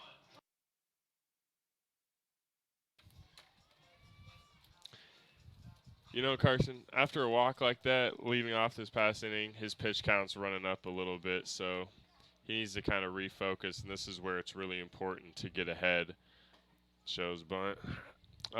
It's really important to get ahead in this situation because it helps keep your pitch count down, because if you consistently throw balls like that, the hitters are going to eventually catch on and just wait for strikes. So getting ahead and staying ahead is key to keep your pitch count down to let you go later in games. 1-0 here on Tristan Stacy. One of the things talking with Gillen before this game, he said he wanted to make sure that he would stay under triple digits in pitch counts. You got to throw a lot of strikes to do that. Has a 1-0 ball on Tristan Stacy. Delivery misses. It's 2-0. McGuire going to come out and chat with them. From your perspective, a veteran out there on the bump, what do you think this visit's about? Max is just giving him a little breather right here. Just like I said, Mike's pitch count is getting a little up there. He's probably a little fatigued, especially it's a hot day today. So I threw a 30 pitch bullpen and I was swimming in sweat. So Mike's getting a little tired, so Max just giving him a breather, helping him refocus. Wouldn't be surprised if he comes back with a strike right here. The 2-0 from the stretch, and just like Christian called, 2-1. See, that's a great move by Max there, known as pitcher, letting him get a breather, and that's where having a knowledgeable and veteran catcher like Max comes in handy. Gilliland, the southpaw on the mound. Christian Piercy with me, a right-handed on the mound. It seems lopsided in terms of righty versus lefties in the Larks bullpen. Tommy Garcia, a lefty, and Michael Gilliland, a lefty.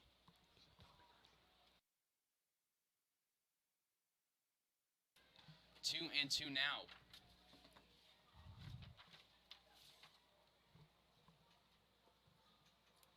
Michael Gilliland, one of the only lefties, joined by Mason Myrie and Ryan Reuter. 2 and 2 now on Stacy.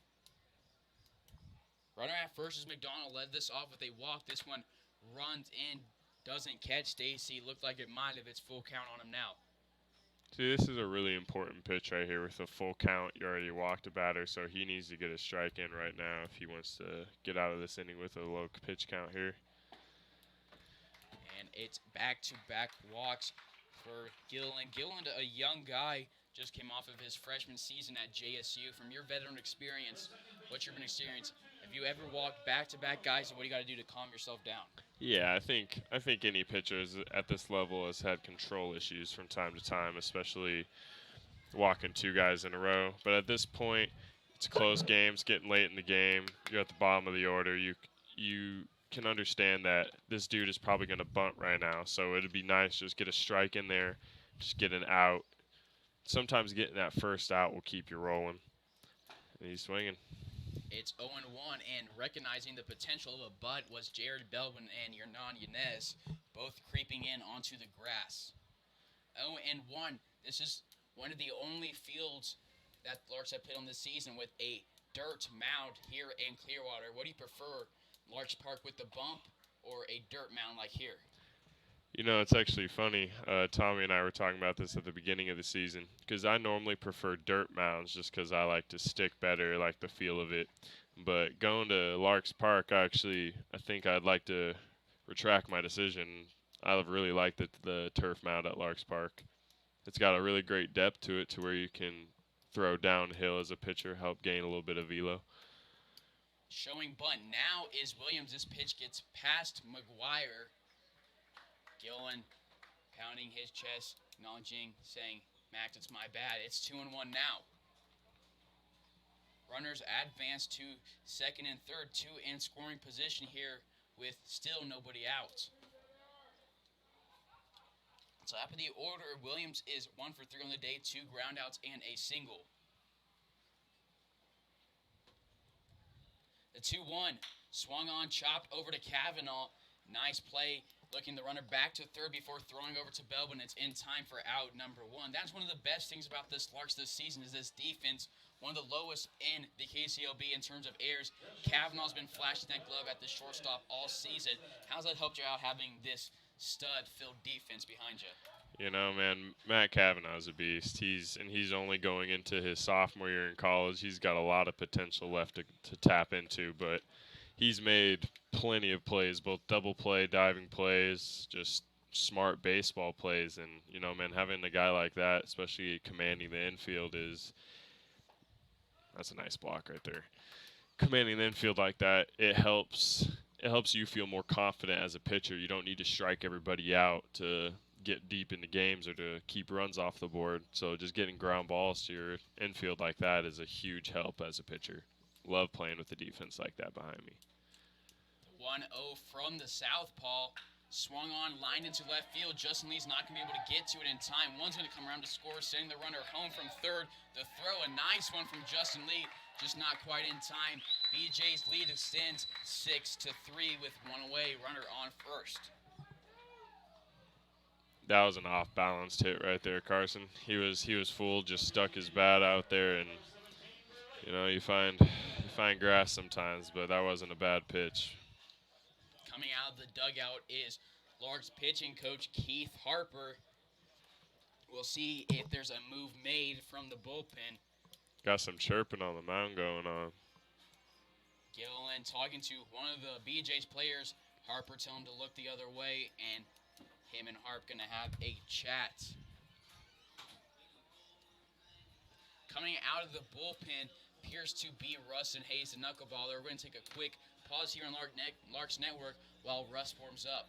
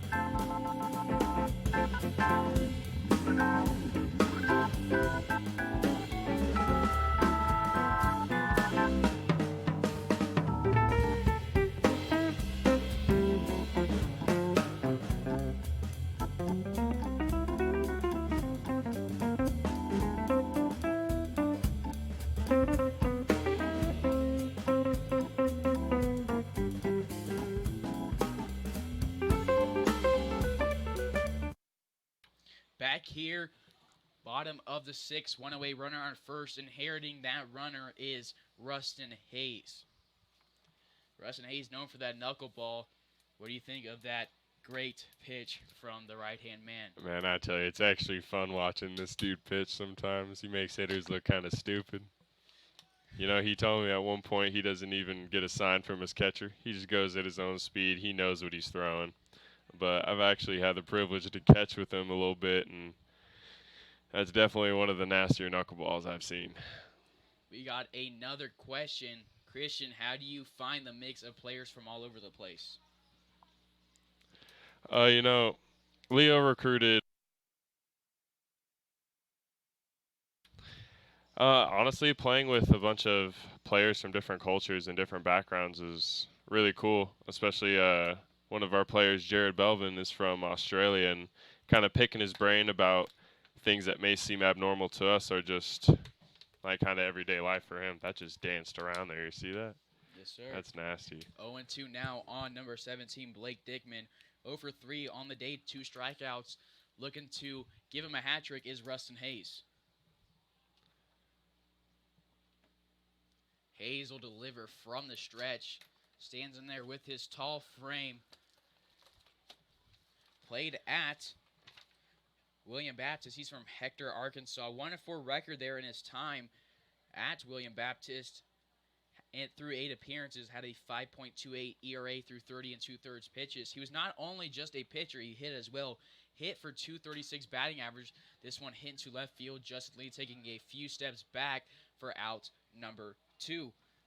He's hit, like I said, 236 at William Baptist, 17 hits, and you heard him on the broadcast in the Clearwater Series. Said he'd like to get a few at-bats in the Larks uniform. Christian, you think you'll get any this season? You know, I'm going to go with no, but, I mean, anything's possible. Hitters always want to hit, or pitchers always want to hit regardless. Just kind of fun sometimes. But one thing about Rustin is he's really, like, relaxed on the mound, and, like, regardless whether it's 3-0 count, 1-0 count, or 1-2, he's throwing that knuckleball basically 95% of the time. Just right there. Got a good hitter off balance, all on his front foot, guessing. And it's 0-1 to Cade Ward. Russ comes into this appearance with a 2.84 ERA, 2.84, 6 earned runs through 19 innings, has allowed 14 hits, struck out 17 with that knuckleball. The delivery thrown from that 3/4, an interesting delivery, but it's worked for him thus far. It's skied out to Drake Andron for out number 3. I just want to point something out right there. That's trust in your defense. Russ just came off and walked with his head straight to the dugout, and having 100% faith that Drake was going to catch that. That's another fielder that you love commanding your outfield right there. And well said from Christian. So we'll head to the top of the 7th after that third out, fly out to Andron. Larks trailing the BJ 6-3. You're tuned into Larks Network.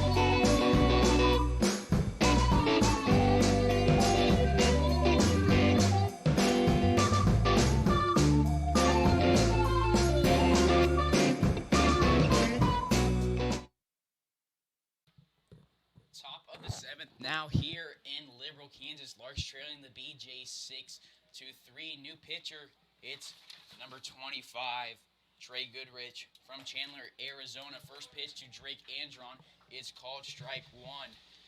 Andron leads the league in hits. What's your thoughts been on Andron so far this season, Christian? He's been pretty average all throughout season. Just average though. No, I'm just playing. In all seriousness, he's honestly the GOAT. He's like your commander in the outfield, chases down balls, great leadoff hitter, definitely plus speed. Got nothing against him. That average, just an inside joke between us. But talent recognizes talent wherever you see it. 0-2, Goodrich, the righty, facing off against the left-handed hitter. Andron fouls this one off, swinging late, staying alive, protecting that plate. Over set go 0-2 for pitch number 4.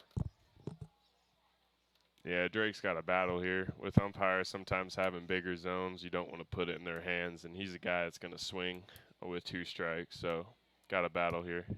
The 0-2 misses outside 1-2. Goodrich comes into this appearance 2-0 through 4 appearances, 7 innings pitched, has allowed 7 hits, 3.86 ERA. The 1-2 to Andron from the stretch. Goodrich taking his time, delivers, misses outside. Good eye from Drake, 2-2. See, the pitcher right here is throwing consistently outer half right here. An experienced hitter and something I think Drake's catching up on because he looks like he's scooting in a little bit is he's probably going to go outer half right here again, so you want to push that the other way. And he goes a little bit more in this time. Seeing Drake's adjustment. Drake still staying alive, showing off that skill to get on base. Will reset go 2-2. Andrew on 0 for 3 on the day. 2 strikeouts and a ground out. Looking for hit number 1 here on the 2-2 delivery. Doing a nice job. Found that one off. It was a pitch he didn't exactly want. Didn't know if the umpire was going to call it a strike or a ball. Showing off his knowledge and giving it a foul ball swing. See, that gets in the pitcher's head right there, Carson. He throws a good 2-2, come from behind breaking ball, and he just wastes it like that. That's This one lined back at the over the head of Goodrich. He reaches his arm up, catches that one. Drake can only give props to the pitcher out there on the mound. One away here at the top of the 7th for Matt Cavanaugh. yeah, you just gotta tip your cap on that play. That's just good reactions, good fielding position by that pitcher whenever he finished his motion. So just tip your cap, move on with your day. Cavanaugh 0 for 3 on the day. 3 ground outs. First delivery to him, breaking pitch, misses outside 1-0. So we had a similar situation like that, line drive, in the Kansas-Canyon series with you on the mound. One was lined right back at you. You barely had time to react.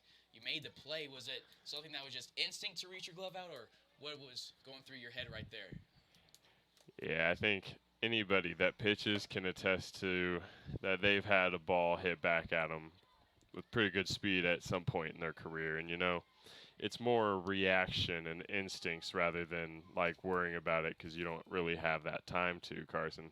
And you kind of just you have a huge sigh of relief if the ball doesn't take you out. So having it hit leather and then dropping in front of me and able to get the play was definitely left me feeling a little better than it knocking me. 2-1 now on Cavanaugh. Cavanaugh 4th in the league in hits coming to this one. Still in 4th with 21. Off-speed pitch, 2-2. You nodded your head at that pitch, Christian. What'd you think of it? That's a good pitch. Come from behind, 2-1, breaking ball thrown in there. That's probably what Matt Cavanaugh is thinking right now. He's probably just, that's a good pitch. He was not looking curveball there, so a little get me in there curveball did the trick. The 2-2 misses outside, full count.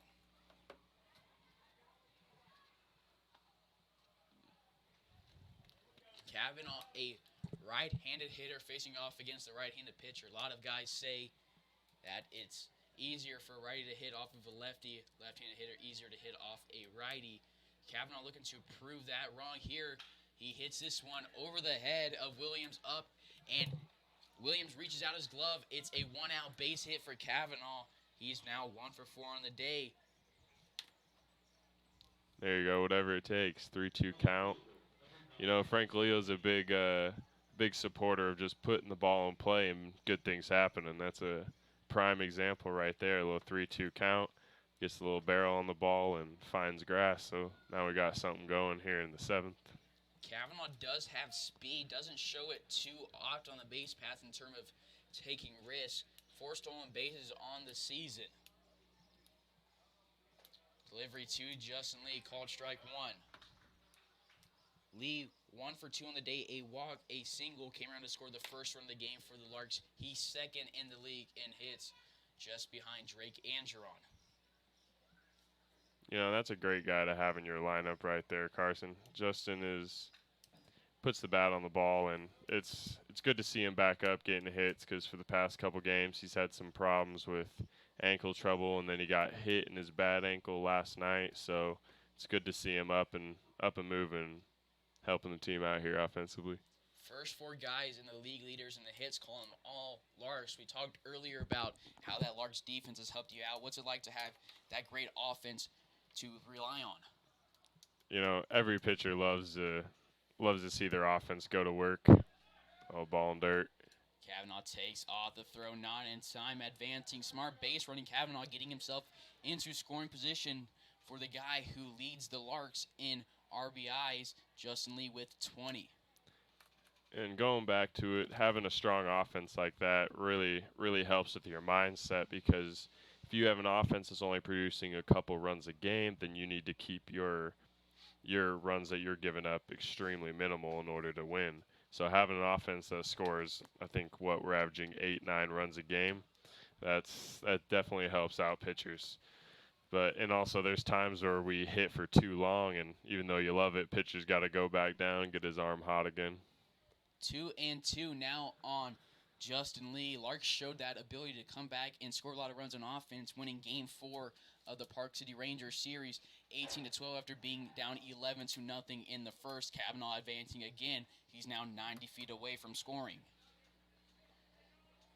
2 passed balls or 2 wild pitches back to back in 1 at bat. Christian, what do you got to do as a pitcher to control yourself again? You need to refocus right there, because now, yeah, you threw a wild pitch. He took second on you, so what?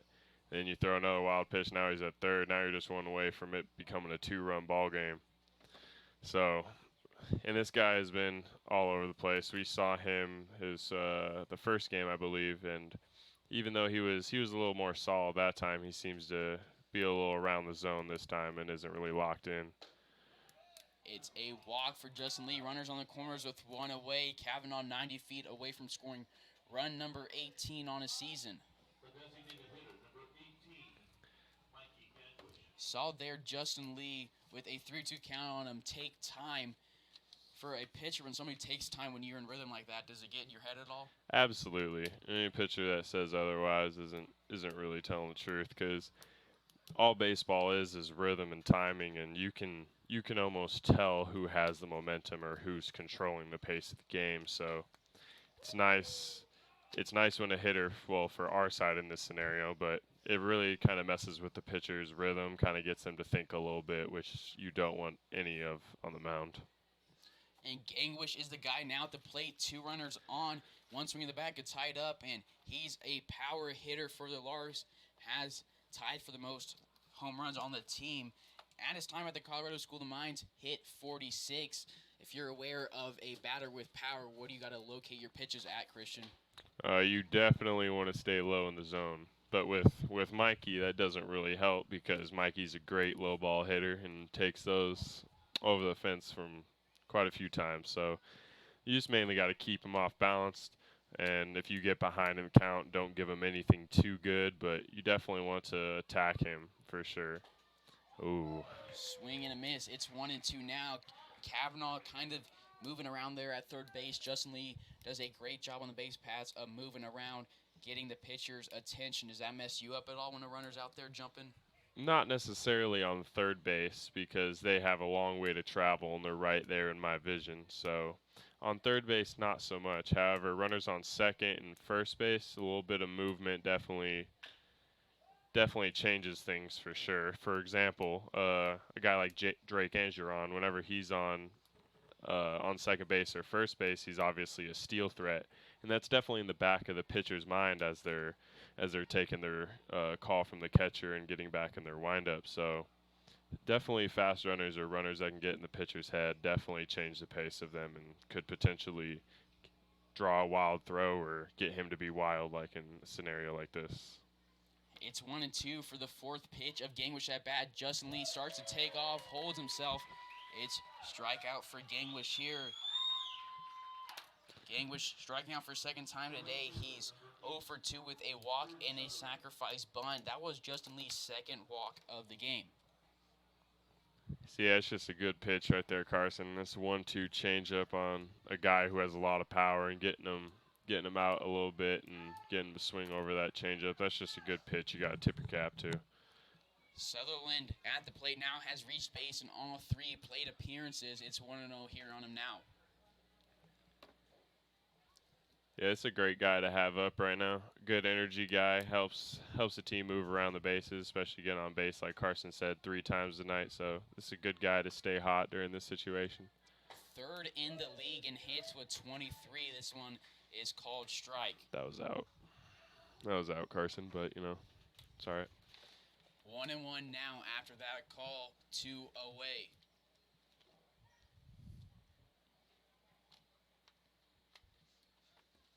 He swings at this one, fouls it off, protecting the plate, 1-2. See, in this situation, a pitcher starts to get a low momentum. He's ahead in the count. He's 1 pitch away from getting out of the inning. So getting a base hit right here, just putting the ball in play, possibly making something happen, could completely change the pace of this inning right here. This is a big at bat right now. Sutherland step backs in, takes the 1-2 high, 2-2.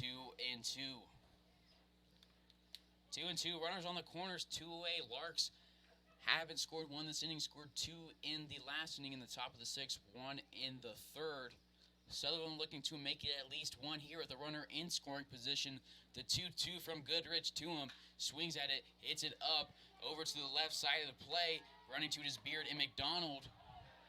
And McDonald making a sliding catch in foul territory to break some hearts. We'll head to the bottom of the 7th after the 7th inning stretch here on Larks Network. Larks trail the BJs 3-6.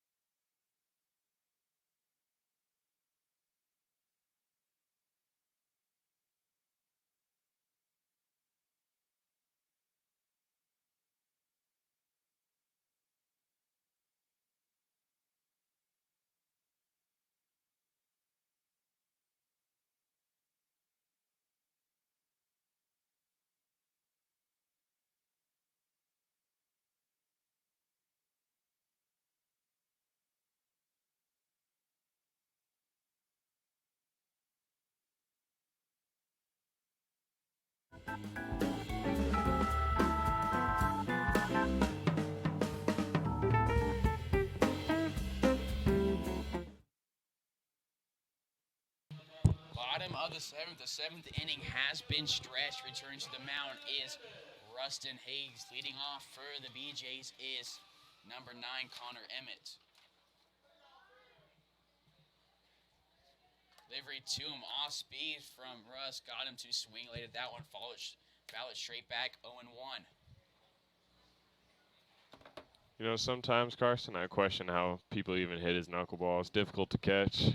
He's obviously going at his own speed right now. It's 1-1. Russ has that 3-quarter delivery, not sidearm, not conventional. What's your take on it? Well, he does mix up his arm angles a little bit, and he prides himself on basically throwing whatever the batter's not expecting. So it's, see, coming a little sidearm right there. He definitely mixes it up, even though he throws one pitch. Doesn't exactly move the same every time, and different arm angles help mix up the hitter's timings. And when he really hucks that, when he actually throws it as hard as he can, that moves quite a bit. 2-1 runs inside. It's 3-1 hitters count. Larks fans, you only have one more inning to ask Christian any questions. He'll be going back down to the dugout for the top of the 8th. Make sure you ask those questions here now. 3-1 delivery, swung on, lined hard over the right side. Belvin gives a little jog to it. It's foul, 3-2 full count. While you're at it, make sure you subscribe on YouTube. Help us reach our goal of 1,000 subscribers. Follow the Larks on Twitter and on Facebook. Stay up to date with all things Larks all summer long. 3-2, Rustin Hays on the mound. Emmett on the day, 2 for 3 with a strikeout and 2 singles. Swung grounded over to Belvin, calls off Hays, tags the bag himself for out number 1. That's a good pitch right there, especially a huge change of momentum. Having that almost fist base hit go fair would have been a lot different, and there had him out in front. A little easy ground ball with first base for out number 1. That's out number 1 is honestly, in my opinion, the most important one to get. Helps you moving, helps you get momentum on your side. So it's a great start to the inning right there. We've seen Rustin Hays a handful of times this season. This, for him, is appearance number 6. Larks have a shallow bullpen as a starter, Christian. Does that put any more pressure on you to make sure you're staying low in pitch counts and getting the runners out early? Yanez make you throw on the run in time for out number 2. It doesn't really make you. It doesn't add any pressure because you kind of do your own thing. And my numbers, I try to go at least 6 or 7 innings, and it helps because even though we're a little shallow numbers wise in the bullpen, every single arm that we have down there gets the job done. Especially like a guy like Rustin coming in, just getting 2 ground balls like that. So no, I wouldn't say it adds pressure with this staff. Knuckleball from Russ misses outside 1-0. Nice breaking ball. Couldn't fool Colton Moore. Moore comes in 0 for 1 on the day. 2 walks and a ground out to Yanez. This one grounded over to Belbin. It's a 1-2-3 inning. Russ and Hays retiring the BJs in order. Christian Piercy, thank you for coming on the air tonight. It's been great having you. Of course. Thank you, Carson. We'll head to the top of the 8th here on Larks Network. Larks trail the BJs 3-6.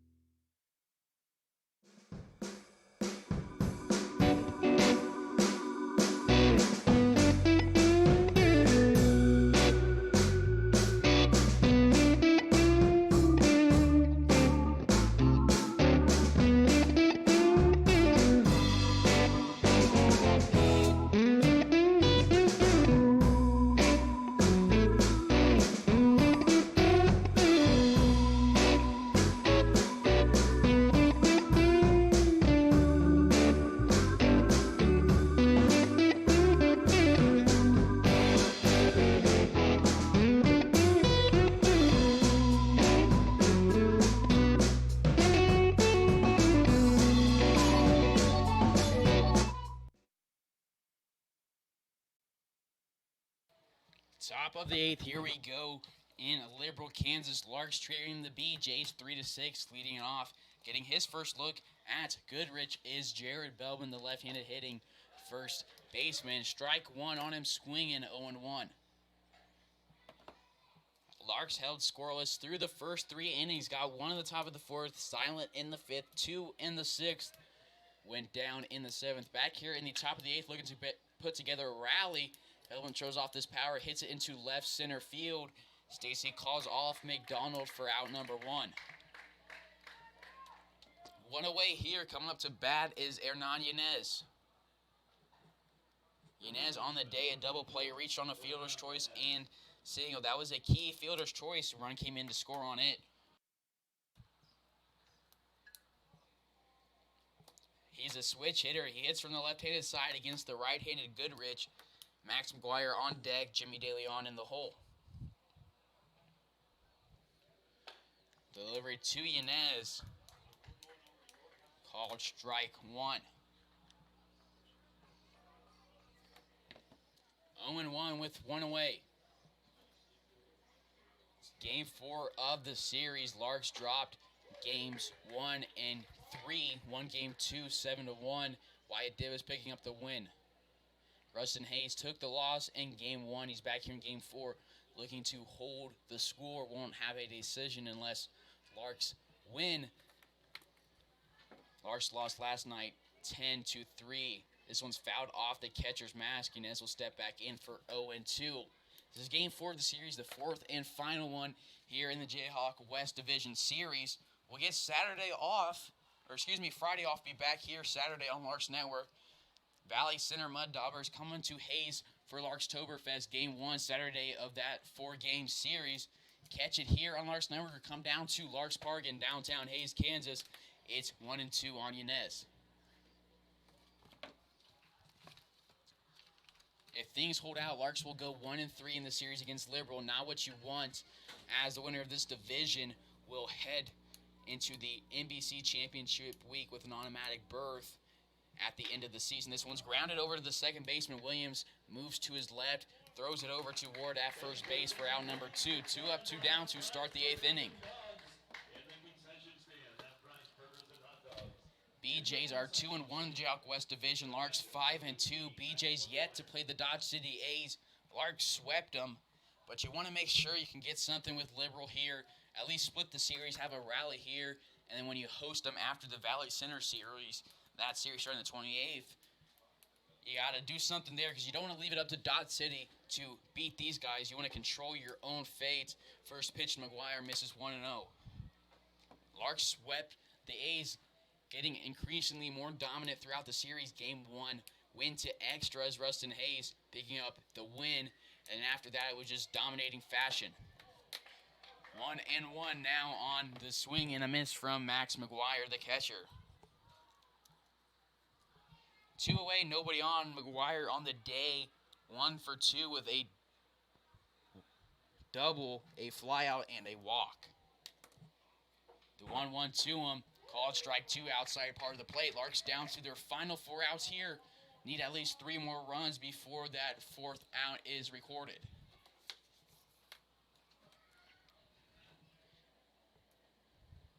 Nash Neff in the Larks bullpen. So is Tommy Garcia. We'll see if anybody comes up to replace Rustin Hays as it's strike 3 looking for Max McGuire. A 4-pitch strikeout for the right-handed catcher. We'll head to the bottom of the 8th here on Larks Network. Larks trailing the BJs 6-3. Don't go anywhere. We'll be right back.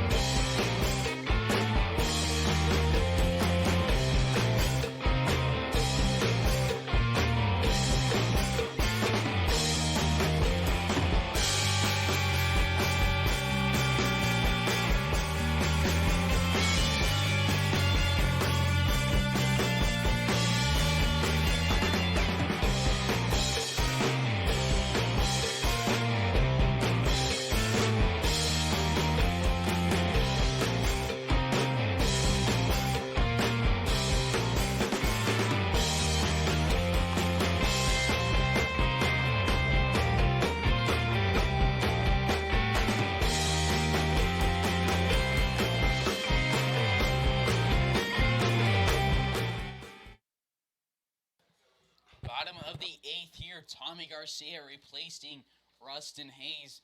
He's down 6-3 against the BJs. He'll go from the lineup. Called strike 1 on Trevor McDonald. 0-1. Larks will be down to their final 3 outs with Jimmy DeLeon, Drake Andron, and Matt Kavanaugh due up. Fouled off, it's 0-2. Garcia on the season for the Larks. 7 innings pitched, 3 appearances, has allowed 6 hits but no earned runs. has struck out 4, only walked 1.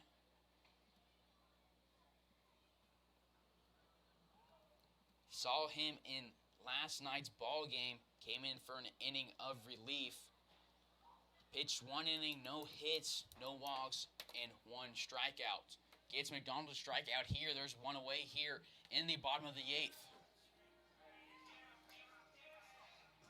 The center fielder, number 41, Tristan Stacy, the guy up now, he's a center fielder. A walk and a single to his name coming into this at-bat on the day.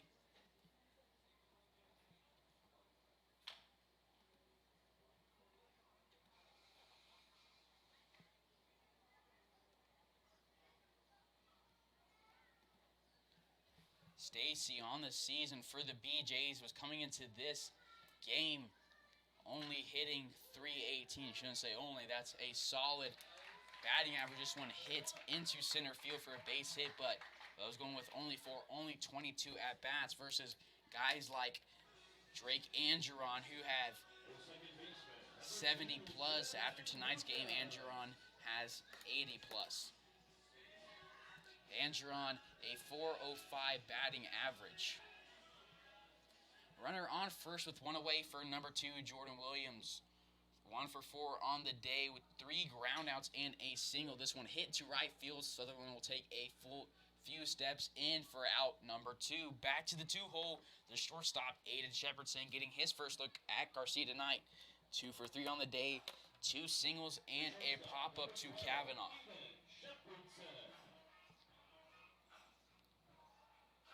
Shepardson on the season batting .300, 1 home run, 20 total bases, 15 hits. He's came across the score 13 times. Garcia will deliver from the stretch to him, an absolute heater that misses outside 1-0.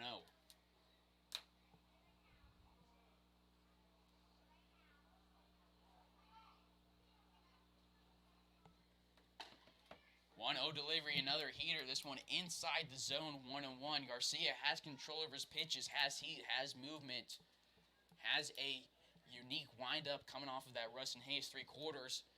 Check over at first base on Stacy, not in time. What's unique about his windup is that back foot, the way it drags, and then he comes around and kicks it around Giordano Ventura style. It's 1-1 here.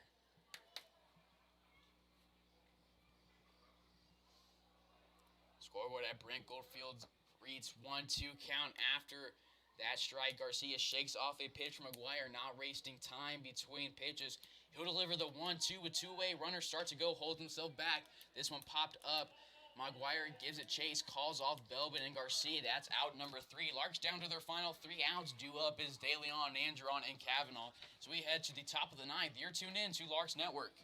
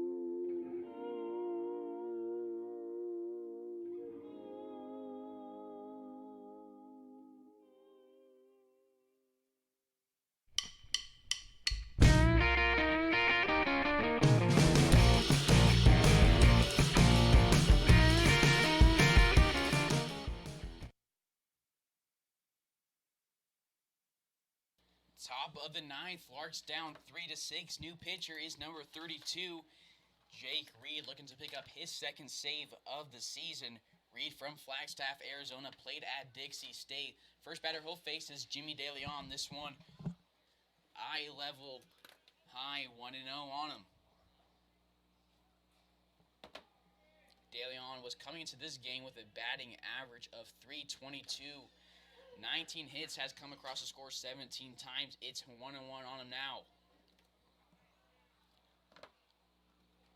Jake Reed on the season, 6.75 ERA, 3 earned runs, has allowed 2 hits. Larks need to bump that earned run total up to at least 6 if they want something to happen here.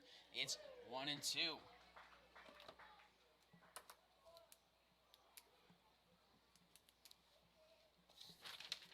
Jimmy DeLeon from El Paso, Texas, played at Cochise College. He's facing off the guy from Flagstaff, Arizona, same state where he played his college ball at Cochise College, coming off his freshman year. It's 2-2 on him now after that outside breaking ball.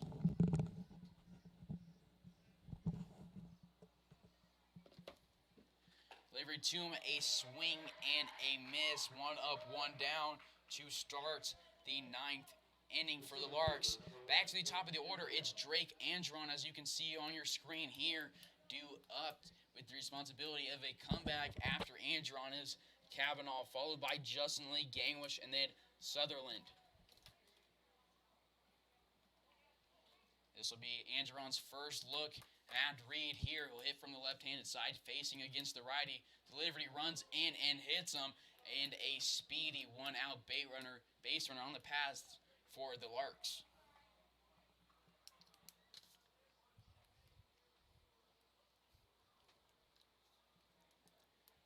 Andron looks to be okay. Sedbrook talking to him over at first base. Andron will stay on the base paths for Matt Kavanaugh. Kavanaugh singled in his last at bat, reached third base in the 7th, couldn't come around to score. Larks fans, make sure you follow the Larks on Twitter, Facebook, and YouTube. If you follow on Facebook or Twitter, you'll see this day in Larks history. On June 20th, 1995, after dropping the first game of a doubleheader 3-1 at the Topeka Capitals, the Hays Larks came back to take the nightcap 10-1. The Larks beat Wichita State right-hander Mike Drumright, a first-round pick in the MLB draft by the Detroit Tigers. Make sure you follow the Larks on social media. You'll see all sorts of cool stuff, just like this day in Larks history. It's 1-0 on Kavanaugh, and he'll take time here.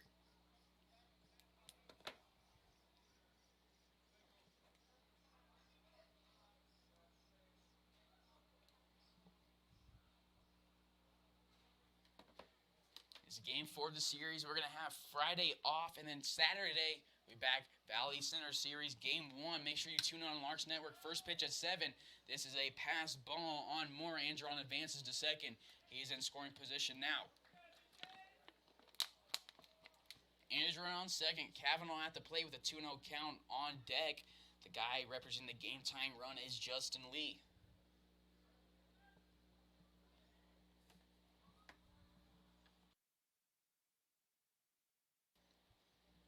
The 2-0, Kavanaugh shows bunt, pulls back. This one misses low and away. 3-0 on him.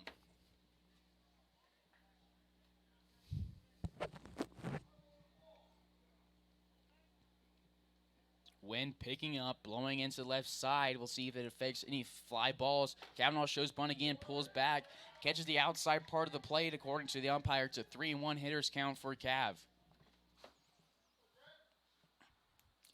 Kavanaugh from UTA. Only other UTA guy on the team is Wyatt Divis. He's getting the night off. The 3-1-2, Kavanaugh swing and a foul ball over to the left side, running into third baseman Beard. It's a full count now. Reed doing a nice job of working himself back in after being down 3-0 in the count.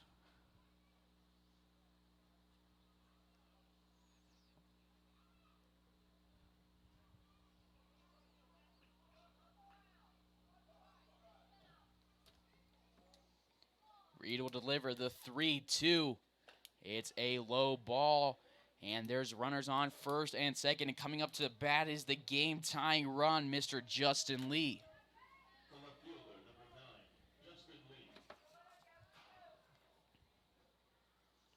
So no hits for the Larks this inning, but still 2 base runners with 1 away.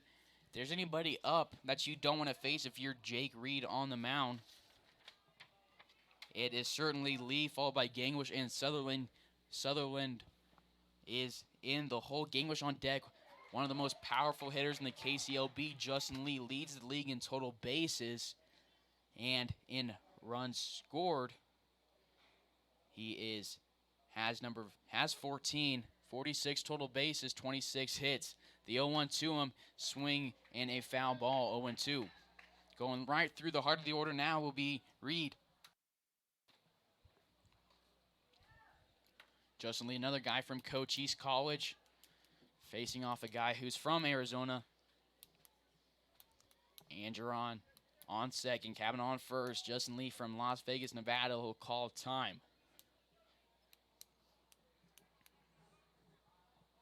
Justin Lee on the day, one of the most successful Larks at the plate, if not the most successful.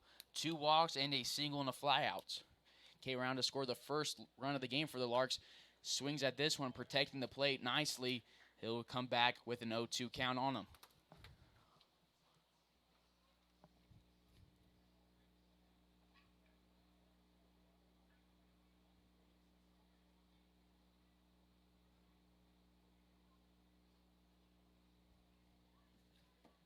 Reed gets set, delivers from the stretch. Lee twisted up there, swing and a miss. 2 away now for Mikey Gangwish.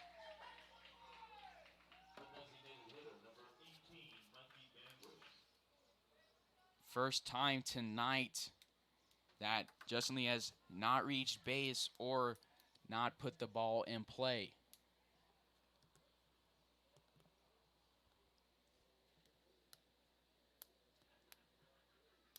First delivery to Gangwish, bottom part of the zone, 0-1.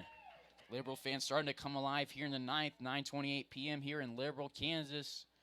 Larks having a road trip back to Hays after this game. Getting tomorrow off, be back Saturday for Larkstoberfest at Larks Park. Gangwish, the 0-1, looking to keep the Larks alive here. Misses in the dirt, 1-1. Good momentum breaker for Gangwish, laying off that one. Liberal fans are starting to come alive. Reed was starting to feel himself on the mound with that pitch missing and Gangwish laying off and it going into the dirt. Great to get the Larks back at least a tiny bit of momentum. The 1-1 runs in and catches Gangwish. The bases are loaded with 2 away for George Sutherland. Back-to-back base runners without a hit or an error after a hit by pitch on Andreon, a walk from Cavanaugh, then a hit by pitch to Gangwish. Well, Justin Lee struck out, but 3 base runners here, all off of a walk or hit by pitch. Bases loaded, 2 away for Sutherland. This is an intense situation for the sophomore from Cochise going into his junior year of college. Takes strike 1, looking a close, controversial call, but it will stand out 0-1 here at Brent Goldfield. Sutherland looking to do something, has the plate set up for him with 2 away. Delivery to him, swung on. Ward gets over to at first base, he races. Sutherland to the bag, tags first base himself. Larks leave 3 on in the top of the 9th. They'll officially lose the series to their longtime heated rival, the BJs, losing it 1-3. We'll catch you back here on Larks Network this Saturday as it's Larkstoberfest. First pitch against the Valley Center Mud Daubers will be at 7 o'clock. Larks lose this one 3-6. Picking up a loss on the season will be Michael Gilliland, his first on the year. He now stands at 1-1 on his young career with the Larks through 3 appearances. On the mound in Game 1 of that Valley Center series will be Christian Piercy. Don't forget, catch it here at 7 o'clock this Saturday. We'll see you then, but thank you for tuning in tonight. Final score 3-6. We'll catch you back here Saturday. Thank you for tuning in and good night.